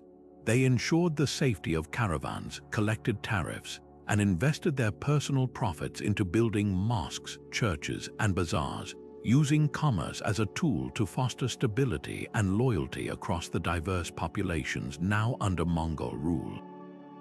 Their tents were not just homes but command centers for both economic and diplomatic strategy. Perhaps the most universal and economically significant contribution of women was in the production of the trade goods themselves, particularly textiles. In cultures across the globe, from the Andes to West Africa to Southeast Asia, the weaving of cloth was primarily women's work. This was not merely domestic craft, it was a major industrial and export industry. The exquisite purple-dyed textiles of Phoenicia, the complex brocades of Byzantium, and the intricate cotton fabrics of India were all painstakingly created by female artisans. Their skill transformed raw materials into some of the most sought-after commodities in the ancient world. The value of these textiles often went far beyond their beauty. They functioned as a form of currency, a store of wealth, and a marker of social status. In this way, women were not just producers but key players in the very financial systems that underpinned long-distance trade, creating the material wealth that empires were built upon. Women also excelled as cultural and diplomatic intermediaries, roles that required a subtlety and social intelligence essential for building the trust upon which all trade depends. In the bustling port cities of the Indian Ocean and the Mediterranean, marriage alliances between merchant families were a standard method for securing trade agreements and establishing overseas agents. A woman sent to marry a foreign merchant would often become the linchpin of a new commercial diaspora, leveraging her connections to her homeland to facilitate the flow of goods and information while navigating the social customs of her new community. These women acted as living bridges between cultures, fostering the personal relationships that made complex credit arrangements and long-distance partnerships possible. Their role in maintaining these cross-cultural bonds was a soft power that was every bit as critical as a king's decree in ensuring the smooth operation of international markets. The story of women in trade is therefore a story of influence exercised through multiple channels: direct entrepreneurship, production, diplomacy, and management. While their names may be less recorded in dynastic chronicles, their impact is etched into the archaeological record, in the spindle walls found from Rome to Han China, in the grave goods of wealthy Aksumite merchants, and in the letters of Mongol officials corresponding with their powerful queens. Recognizing their indispensable role gives us a far richer and more accurate understanding of how these networks truly functioned. It reveals that the political economies of the past were shaped not only in royal courts and on battlefields, but also in the workshops, market stalls, and diplomatic tents where women negotiated, produced, and connected the world. Yet these environments, for all their imposing grandeur, were not absolute barriers. They were challenges that demanded ingenious solutions, and the societies that mastered these adaptations didn't just survive, they thrived, turning geographical necessity into political advantage. The story of trade is in many ways a story of human ingenuity in a relentless conversation with the planet. Consider the vast, empty expanse of the Sahara. Crossing it was a death sentence for most, but the introduction of the camel from Arabia around the 3rd century changed everything. This was not enough on its own. The true revolution came with the development of specialized saddles. The North African tribes developed a distinctive fork-shaped saddle that sat ahead of the camel's hump, perfect for riding and guiding the animal. But the societies south of the Sahara, like the Sonink who would build the Ghana Empire, innovated a different design, a padded saddle that sat behind the hump, which was far superior for carrying massive loads of trade goods.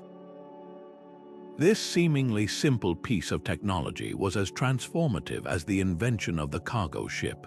It allowed for the transport of enormous quantities of gold north and salt south, and the polity that controlled the breeding of camels and the production of these saddles held the keys to the desert, able to tax the lifeblood of trans-Saharan commerce.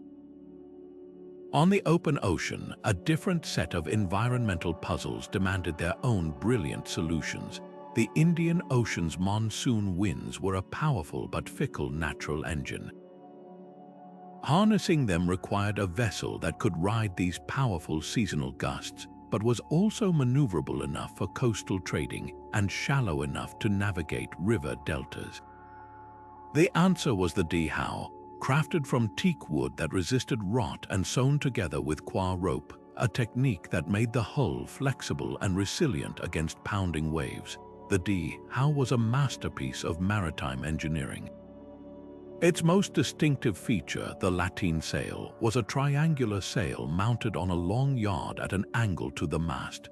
This design allowed a dhow to do something revolutionary: sail against the wind. By tacking sailing in a zig-zag pattern, a skilled captain could journey across the ocean regardless of the season. The communities that mastered the construction and navigation of these vessels, like the shipwrights of Oman and the navigators of Gujarat, became the undisputed lords of the maritime highways.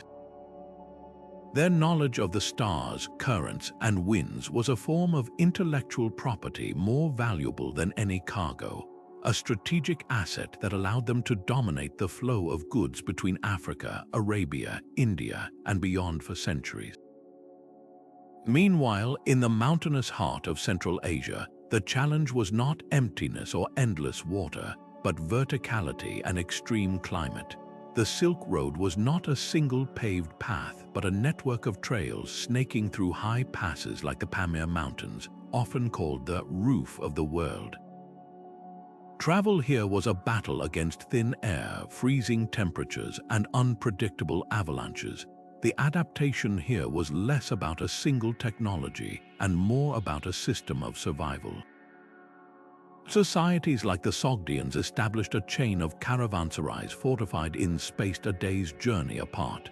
These were more than mere rest stops. They were logistical hubs offering shelter, security, fresh pack animals, and repair workshops. The political entities that controlled these mountain passes and maintained these vital way stations, such as the various Turkic Khanates, wielded power disproportionate to their size. They held a monopoly on safe passage and could charge exorbitant tariffs for their services, effectively holding the empires of China and Persia hostage to their geographical good fortune. Their power was built not on vast armies, but on their irreplaceable role as the guardians of the gateways. This intimate link between environment, technology, and power reveals a crucial truth. Innovation was often a direct response to geographical pressure, and the resulting invention frequently became a source of political leverage. The state that could produce the best camel saddles, build the most seaworthy dhows, or maintain the most secure mountain passes didn't just participate in trade, they dictated its terms. They transformed their environmental challenges into defensive moats and their technological adaptations into unassailable advantages, proving that in the ancient world, the greatest political power often belonged to those who could best listen to and learn from the land itself. The patterns of power we've traced across deserts and oceans are not relics confined to history books. They are the very blueprints of our modern world. The dynamics of ancient trade, where control over a strategic choke point could make a kingdom and the flow of capital could fund an empire, are the same forces shaping today's headlines. We live in an age of hyper-globalization with container ships and fiber optic cables, yet the underlying geopolitical logic remains remarkably consistent, proving that the world before roads has permanently wired our contemporary political landscape. Consider the enduring importance of geography. The ancient port of Constantinople, coveted for its command of the Bosporus Strait between Europe and Asia, is today's Istanbul. It remains a pivotal strategic linchpin for the same reasons it fascinated Romans, Byzantines, and Ottomans. Whoever controls this narrow waterway controls maritime access between the Black Sea and the Mediterranean. In our era, this translates to influence over Russian energy exports and NATO naval reach. Similarly, the Strait of Malacca, the vital artery for Srivijaya and Malacca sultans, is now the world's second busiest shipping lane. A staggering 1/4 of all global trade, including most of China's and Japan's oil imports, passes through this narrow passage.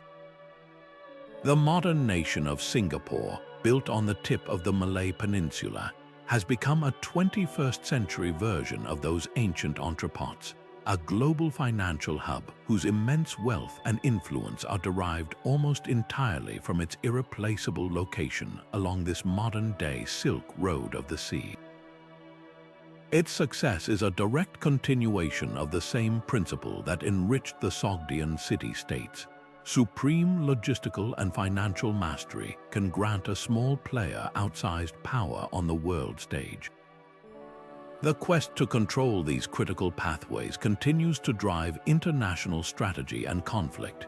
China's massive Belt and Road Initiative, arguably the most ambitious infrastructure project in history, is a direct echo of the ancient tributary system. It involves building ports, railways, and roads across Asia and Africa, creating a modern network of economic dependence. Through loans and investment, China seeks to secure its supply chains and cultivate political allies, binding nations to its economic orbit, much like the Han Dynasty used silk to secure its frontiers. In response, other powers are reasserting their own influence. The recent strategic alliances like the Quad, involving the United States, India, Japan, and Australia, are fundamentally about securing the sea lanes of the Indian Ocean and counterbalancing this new projection of trade-based power. Even the war in Ukraine has a profound trade dimension, centered on control over resources and access to the Black Sea, a modern echo of the struggles that once made the Amber Road a corridor of conflict. The goods have changed, but the strategic obsession with Chinese letter resources has not. Where once it was Baltic amber and Malayan spices, today it is rare earth elements, semiconductors, and energy. The global competition for these modern spices dictates foreign policy and can spark trade wars. The reliance on Taiwanese semiconductor manufacturing, for instance, gives that island nation a form of political leverage that rivals the power once held by the Swahili city-states controlling the gold trade. This dependency creates vulnerabilities, just as Rome's reliance on Eastern luxuries worried Pliny. Nations now strive for strategic autonomy, or friend-shoring, reshoring supply chains within alliances, to avoid being held hostage by a geopolitical rival, a concern any Parthian middleman would have understood perfectly. Even our financial systems are the direct descendants of those ancient innovations. The Lydian stater's promise of consistent value evolved into the gold standard, and now into complex central banking systems that manage national currencies. The paper receipts of Song Dynasty merchants have blossomed into the vast, invisible world of digital finance, global stock exchanges, and cryptocurrencies. The fundamental role of the state remains the same: to guarantee value and facilitate exchange, thereby generating the tax revenue that is the lifeblood of modern governance. The power to print money or set interest rates is the contemporary equivalent of controlling a mint, allowing nations to influence their economic standing on a global scale.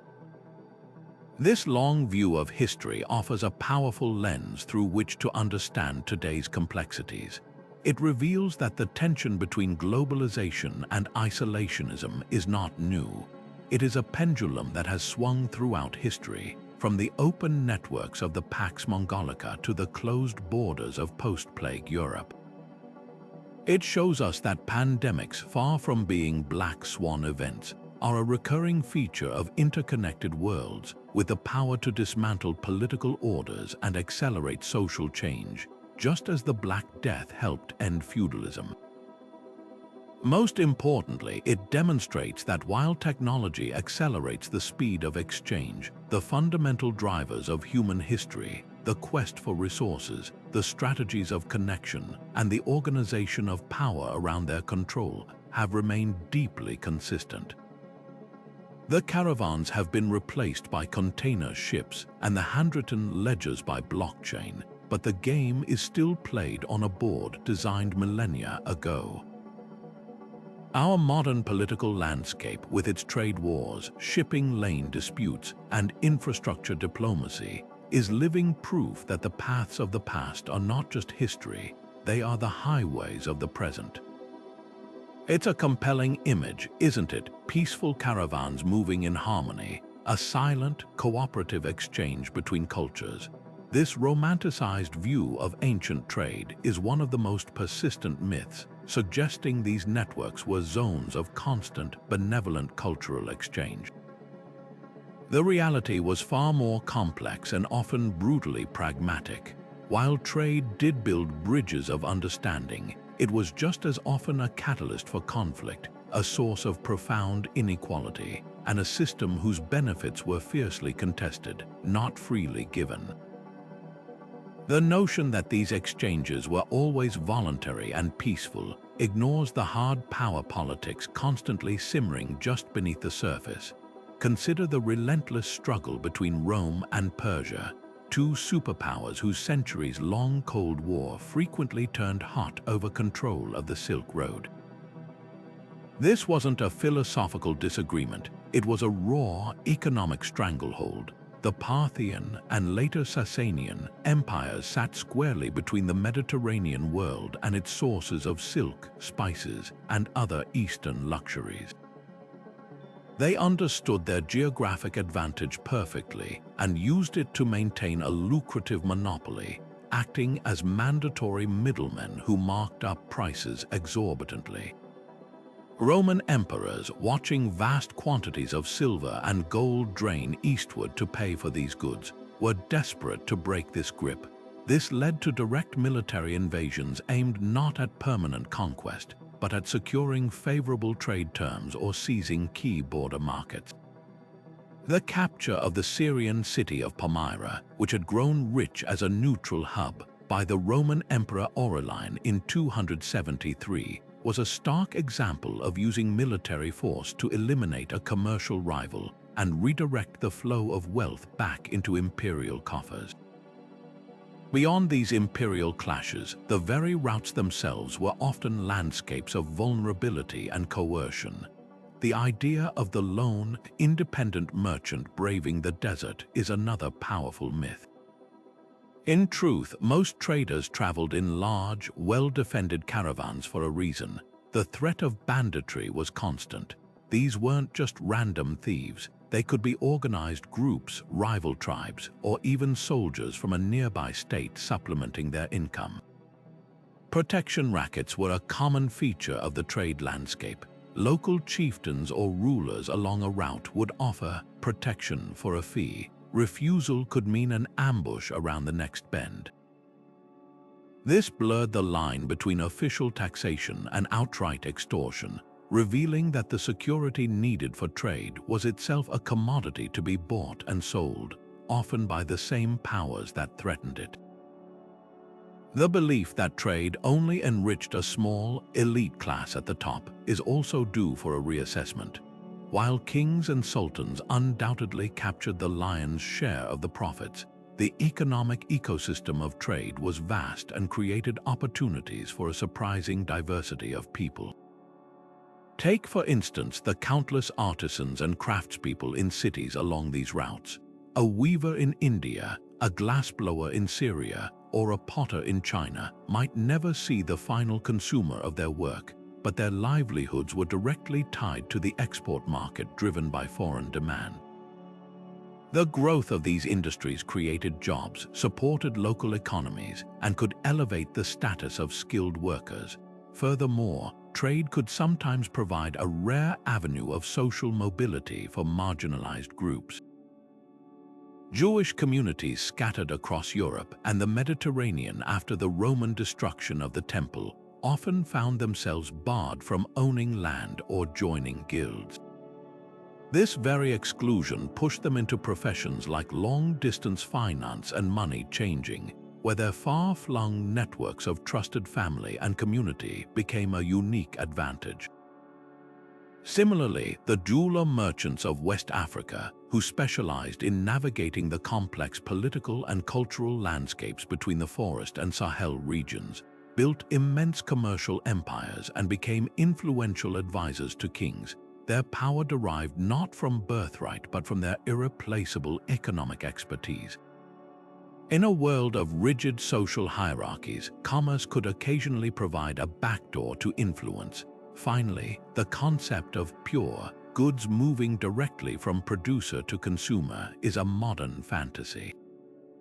Ancient trade was built on layers of reprocessing and repackaging that added value at every step. Arabian frankincense might be bundled with Mediterranean lavender by a merchant in Alexandria before being sold to a Celtic chieftain in Gaul. Chinese silk could be unraveled by Syrian weavers and reworked with gold thread into a new fabric for the Byzantine court. This constant mixing and innovation meant the goods that reached their final destination were often hybrid products, physical embodiments of the cultural fusion that trade fostered, but also proof of the many hands that profited along the way. Acknowledging these complexities, the conflicts, the middlemen, the opportunists, and the unexpected beneficiaries doesn't diminish the achievement of these networks. Instead, it gives us a much richer, more human, and more accurate picture of how they truly functioned, not as peaceful utopias, but as dynamic, often ruthless, and always fascinating arenas where the future of nations was bartered, fought over, and won. But what happens when the silent, sunken archives at the bottom of the sea finally give up their secrets? For centuries, our understanding of these networks was built on ancient texts, scattered artifacts, and educated guesswork. Then, in 1982, off the treacherous coast of Uluburan in Turkey, a sponge diver stumbled upon a shipwreck that would send shockwaves through the archaeological world. This wasn't just an old boat, it was a perfectly preserved time capsule from the late Bronze Age, a single snapshot of a globalized economy in motion from over 3,300 years ago.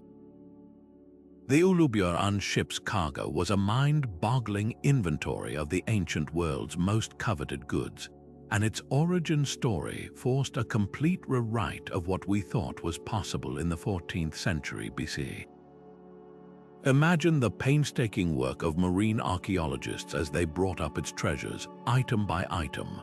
The hull contained 10 tons of copper ingots from Cyprus, shaped like distinctive ox hides, and another ton of tin ingots, the essential combination for forging bronze. But that was just the bulk cargo.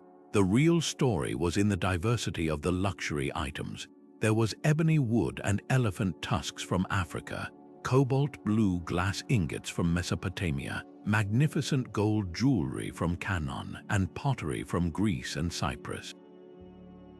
Perhaps most astonishing were the 140 Canaanite amphorae, many still filled with terebinth resin, a fragrant substance used in perfumes and rituals. This single vessel was a floating emporium, carrying the finest products of at least 7 different advanced cultures, all on a single voyage.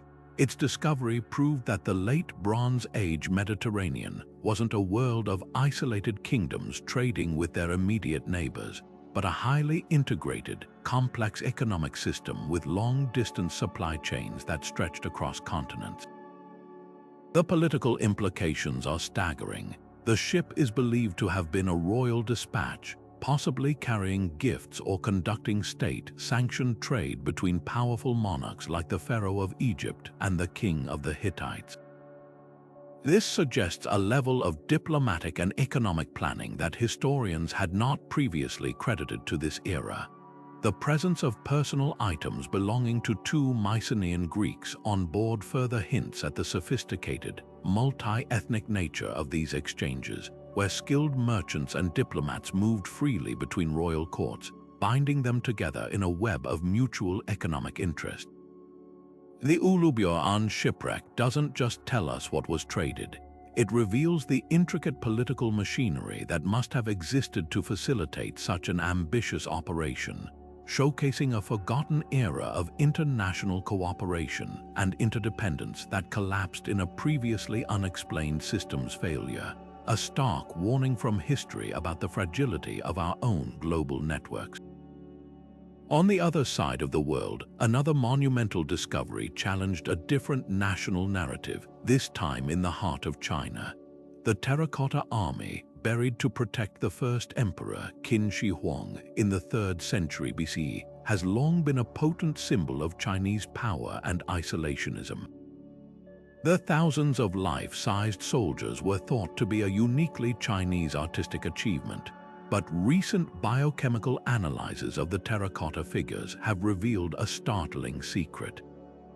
Some of the precious pigments used to paint the warriors, especially a brilliant purple hue, were not native to China. They were manufactured using Egyptian blue, a complex artificial pigment whose recipe was thought to be confined to the Mediterranean world. This tiny speck of color is a historical bombshell. It means that somehow, decades before the official opening of the Silk Road during the Han Dynasty, a technological secret from the workshops of Ptolemaic Egypt, had traversed thousands of miles and found its way into the most important imperial project in China.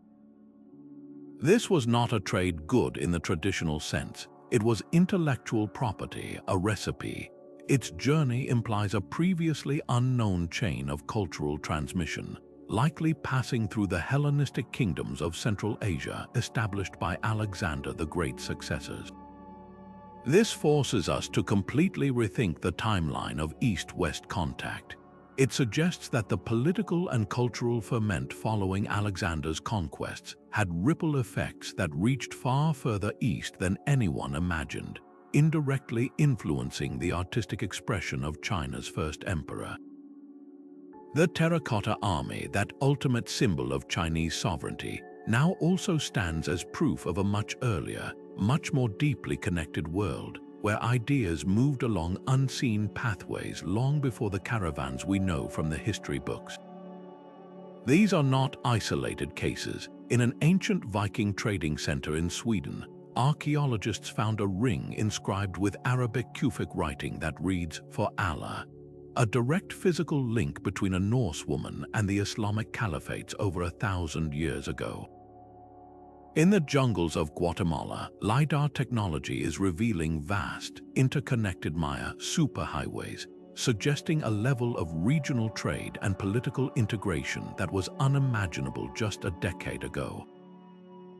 Each discovery acts like a pinprick of light in a vast dark room, gradually illuminating a picture of the past that is far more dynamic, interconnected, and complex than our written records alone could ever suggest.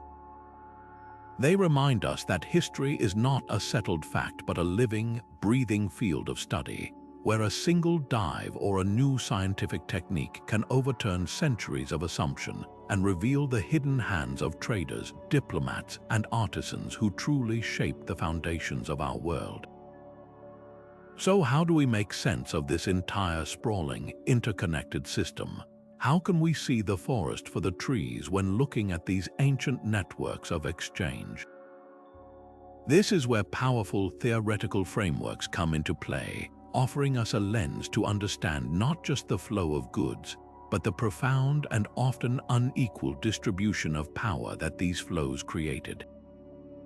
One of the most influential of these ideas is Immanuel Wallerstein's world systems analysis, a model developed to explain the modern capitalist economy, but one that holds incredible explanatory power for the ancient world as well.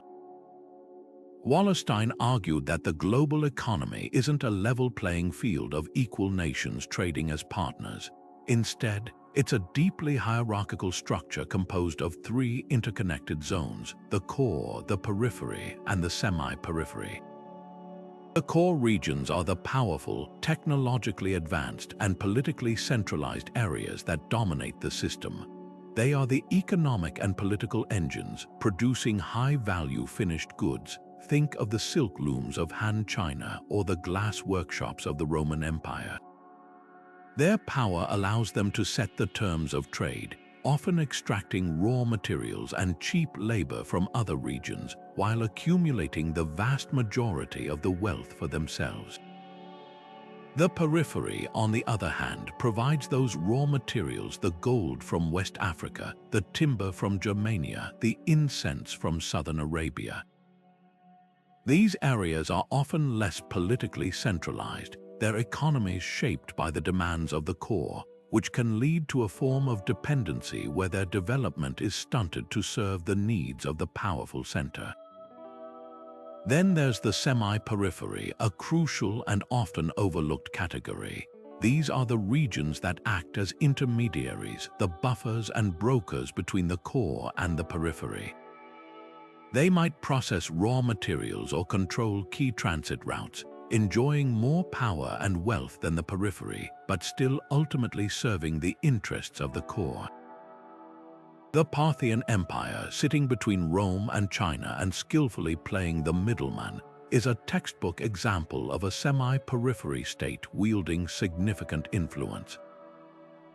When we apply this lens to antiquity, the political dynamics of these trade networks snap into stunning clarity. the Roman Empire wasn't just a powerful state, it was the dominant core of its known world. Its insatiable appetite for luxuries like Chinese silk, Indian pepper, and Arabian incense structured the economies of entire regions thousands of miles beyond its borders. The provinces of Britannia and Hispania weren't just conquered territories, they were integrated into the Roman system as peripheries, their landscapes transformed to provide metals, grain, and slaves for the core. The wealth generated from this system flowed directly back to Rome, funding its legions, its monumental architecture, and its complex bureaucracy, further cementing its core status. Similarly, Han Dynasty China functioned as another mighty core, with its demand for horses, jade, and exotic woods pulling goods from the steppe nomads and the oasis cities of Central Asia, which in turn operated as a semi-periphery, facilitating and profiting from the exchange while remaining politically subordinate. This framework helps us understand that the incredible prosperity of these ancient cores was not an isolated miracle, but was fundamentally linked to and dependent upon the resources and labor of the peripheries they were connected to. It explains the structural inequalities that were baked into these networks from the very beginning. The city of Rome could boast marble temples and free bread for its citizens precisely because mines in Spain were depleted by forced labor and because Egyptian peasants sent their grain harvest abroad. The system was designed to concentrate wealth and power at the center, often at the expense of development on the edges. This wasn't necessarily a conscious conspiracy.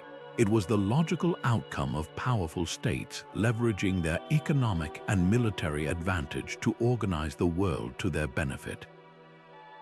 By viewing these ancient trade networks through the lens of world systems analysis, we move beyond simply cataloging traded goods and begin to see the invisible architecture of power they supported, an architecture of core and periphery that has, in many ways, shaped the unequal structure of our globalized world right up to the present day. Gold was more than a metal, it was a form of political speech. When a ruler controlled its flow, they controlled a narrative of divine favor and unchallengeable authority. Across the Sahara, the great empires of Ghana and Mali did not just possess gold, they mastered its story. By regulating its export and taxing every ounce that moved north, they created an aura of legendary wealth that dazzled the world. Arab historians wrote of a court in Ghana where the king presided over ceremonies dripping with gold, a calculated display meant to communicate that his power was as natural and abundant as the metal itself. This was not mere vanity, it was statecraft. The strategic release of gold into the Mediterranean world bought alliances, attracted scholars, and funded the armies that secured the very trade routes that produced the wealth, creating a self-perpetuating cycle of power. This dynamic reached its zenith with Mansa Musa's pilgrimage, but the political utility of gold extended far beyond a single legendary journey. The Almoravid and Almohad dynasties in North Africa, Islamic caliphates with deep connections to the trans-Saharan trade, used West African gold to mint their dinars. These coins, stamped with declarations of faith and the ruler's name, became the dominant currency of the medieval Mediterranean. Every transaction from Cordoba to Cairo was a tiny advertisement for the caliph's power, his economic stability, and his role as a pillar of the Islamic world. The gold gave him the means to pay soldiers, build magnificent mosques, and patronize universities, weaving religious legitimacy and political control into a single, gleaming thread. Silver played an equally transformative role, but its story is one of explosive and often disruptive global impact. Centuries after the Mali Empire's golden age, the discovery of mountains of silver at Potosi in Spanish America fundamentally rewired the world economy.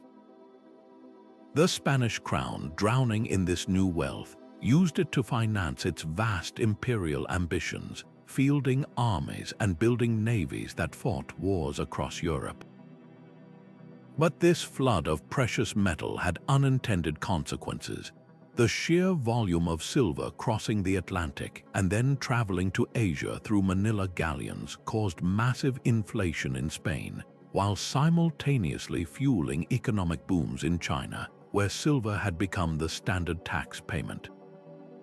The political power derived from Potosi's silver was thus a double-edged sword. It made Spain a global superpower for a time, but it also made its economy dangerously dependent on a single, distant resource and ultimately contributed to its decline, demonstrating that a torrent of wealth could destabilize an empire as easily as it could build one. The trade in gems, too, was steeped in political meaning. A diamond from Golconda in India or a ruby from Burma was more than a beautiful object. It was a concentrate of sovereignty. In the intricate courts of Europe and Asia, gems were a primary tool of diplomatic language. A magnificent jewel given as a gift could seal an alliance, avert a war, or signal submission. Their extreme portability and immense value made them ideal for securing loans from international bankers, effectively turning a crown jewel into a reserve currency that could be pawned to fund a military campaign. The possession of famous gems became synonymous with the legitimacy of a dynasty. To hold the Koh-i-Noor diamond was to hold a token of power, a physical manifestation of a right to rule that was recognized across cultures. When such a stone was captured as war booty and reset in the conqueror's crown, it was the ultimate act of political theater, symbolizing the transfer of power and fortune from one dynasty to another. Ultimately, control over these precious materials provided rulers with the three essential currencies of power: economic capital, cultural capital, and military capital. The gold and silver funded state operations and paid for soldiers. The artistic patronage it enabled in the form of gold reliquaries, jewel-encrusted swords, and silver-threaded tapestries created a visual culture of magnificence that awed subjects and intimidated rivals. And the ability to mint standardized currency allowed for the efficient collection of taxes and the smooth functioning of a complex economy, binding the state together through a universal measure of value.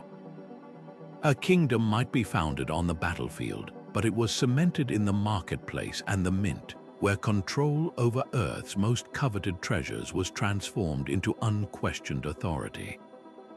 Yet for all the gold and silver changing hands, the most valuable commodity in long-distance trade wasn't a physical object at all, it was trust. Imagine you're a Phoenician merchant in a foreign port, preparing to hand over a fortune in goods to a ship captain you've never met, with the promise that he'll return in 6 months with a share of the profits. Or picture a Chinese silk trader in Samarkand, debating whether to extend credit to a Sogdian caravan master who might vanish into the steppe forever. These transactions stretched across thousands of miles and months or even years, far beyond the reach of any single king's authority. How could anyone take such a gamble? The answer lies in one of trade's most profound and lasting legacies: the creation of legal systems designed to build bridges of trust between complete strangers. In the bustling harbors of the medieval Mediterranean, this challenge gave birth to some of the world's first sophisticated commercial legal codes. Take the Rolls of Oleron, a collection of maritime laws that emerged among the wine traders of France and England in the 12th century. These weren't decrees from a powerful emperor. They were practical rules hammered out by merchants and sailors themselves, based on centuries of hard-won experience. They addressed every conceivable disaster. If a ship had to jettison cargo in a storm to stay afloat, the financial loss was shared proportionally among all the merchants whose goods were on board, a principle called general average that is still part of maritime law today. If a sailor was injured, the code specified exactly how much compensation he was owed. Losing a finger was worth so much, an eye so much more. This wasn't about charity, it was about creating predictable outcomes. By establishing clear rules for misfortune, the law turned chaotic risk into a calculable cost of doing business, allowing merchants to invest with confidence. The Islamic world developed an even more comprehensive legal framework to support its sprawling trade networks. Islamic commercial law, grounded in the concepts of fairness and partnership outlined in the Quran, provided a universal set of rules that a Muslim merchant from Spain could rely on when dealing with a partner in Indonesia. It gave precise definitions for valid contracts, outlined the ethical distribution of profit and loss in joint ventures, and condemned fraud and exploitation. But perhaps its most revolutionary innovation was the sack, the ancestor of the modern check. This was a written order of payment that allowed a merchant to deposit money with a banker in one city and then withdraw it from a corresponding agent in another city thousands of miles away. This system required an immense amount of trust, and that trust was guaranteed by the overarching framework of Islamic law, which held the banking agents accountable. The widespread adoption of these legal instruments didn't just make trade easier, it wove the entire Islamic world into a single, integrated economic zone, giving it a powerful competitive advantage. For the rulers who recognized its potential, this web of commercial law became a brilliant tool of soft power and state building. The Byzantine Emperor Justinian understood this perfectly. His famous legal codification, the Corpus Juris Civilis, wasn't just a restatement of old Roman laws. It included extensive new regulations designed to make Constantinople the most attractive and secure trading hub in the known world. It standardized contracts, set clear rules for resolving disputes between citizens and foreigners, and established reliable courts for merchants to appeal to. By offering the best legal protection, Justinian wasn't just being fair, he was engaging in cutthroat economic competition. He was enticing the world's merchants to bring their business, their wealth, and their ships to his capital, knowing that their investments were safe under Byzantine justice. The tax revenue from this increased commerce then funded his armies, his building projects, and his ambitions to restore the Roman Empire. This symbiotic relationship between trade and law created a feedback loop that fundamentally shaped the modern world. The constant need to adjudicate disputes between foreign merchants in European port cities like Venice and Genoa gave rise to a new class of specialized commercial judges, and eventually dedicated merchant courts that prioritized speed and expertise over the slow formalities of traditional law. The legal concept of the legal person emerged, allowing trading companies and guilds to act as single entities in court, making it easier to conduct business and amass capital. This entire edifice of commercial law, built to serve the practical needs of cross-cultural trade, gradually seeped into mainstream legal systems, laying the groundwork for the contract and corporate laws that underpin our global economy today. The law was no longer just a tool for maintaining order within a kingdom. It had become a strategic asset, a magnet for wealth, and a silent partner in every transaction that connected one continent to another. So as we've journeyed from the sun-baked trails of the Sahara to the monsoon-driven waves of the Indian Ocean, and from the bustling caravan stops of the Silk Road to the sophisticated merchant courts of Venice, one powerful truth emerges with undeniable clarity. These early trade networks were never just about economics. They were the fundamental architecture of political power itself, the invisible frameworks upon which empires were built, sustained, and ultimately undone. Control over the flow of goods meant control over the flow of wealth, and control over wealth meant the ability to command armies, inspire loyalty, project influence, and write your name into the annals of history. The caravans and ships were the lifeblood of civilizations, carrying not only silk and spices but the very ingredients of sovereignty. This deep interconnection between commerce and power shaped our world in profound and permanent ways. It was the engine behind the rise of legendary states like Mali, whose gold financed a cultural golden age, and Rome, whose grain fleets fed 1 million citizens and fueled its relentless expansion. It was the catalyst for the spread of world religions, the transmission of revolutionary technologies like paper and the stirrup, and the heartbreaking displacement of millions through slavery. These networks created our first experiments in globalization, weaving together continents in a complex web of mutual dependence, competition, and exchange that is startlingly familiar to our modern eyes. They remind us that human progress and human conflict have always been propelled by our drive to connect, to explore, and to acquire, a drive that has both built bridges and sparked wars across the centuries. And that legacy is all around us today. The modern world, with its container ships tracing sea lanes first mapped by ancient dhows, its digital financial systems echoing the paper money of Song China, and its tense geopolitical struggles over strategic straits and rare resources, is still operating on a map drawn by these ancient exchanges. When we look at a modern initiative like the Belt and Road, or consider the strategic importance of a waterway like the Strait of Hormuz, we are seeing the same timeless principles in action. The players and the technologies have changed, but the game remains the same. He who controls the network shapes the world. This incredible journey through the world before roads leaves us with a final, empowering thought. History is not a series of isolated events, but a continuous flow of cause and effect, of connection and consequence. By understanding the deep roots of our globalized present, we become more informed citizens of the world, better equipped to see the patterns in the headlines and understand the long arc of human ambition. We'd love to hear which of these networks captured your imagination the most.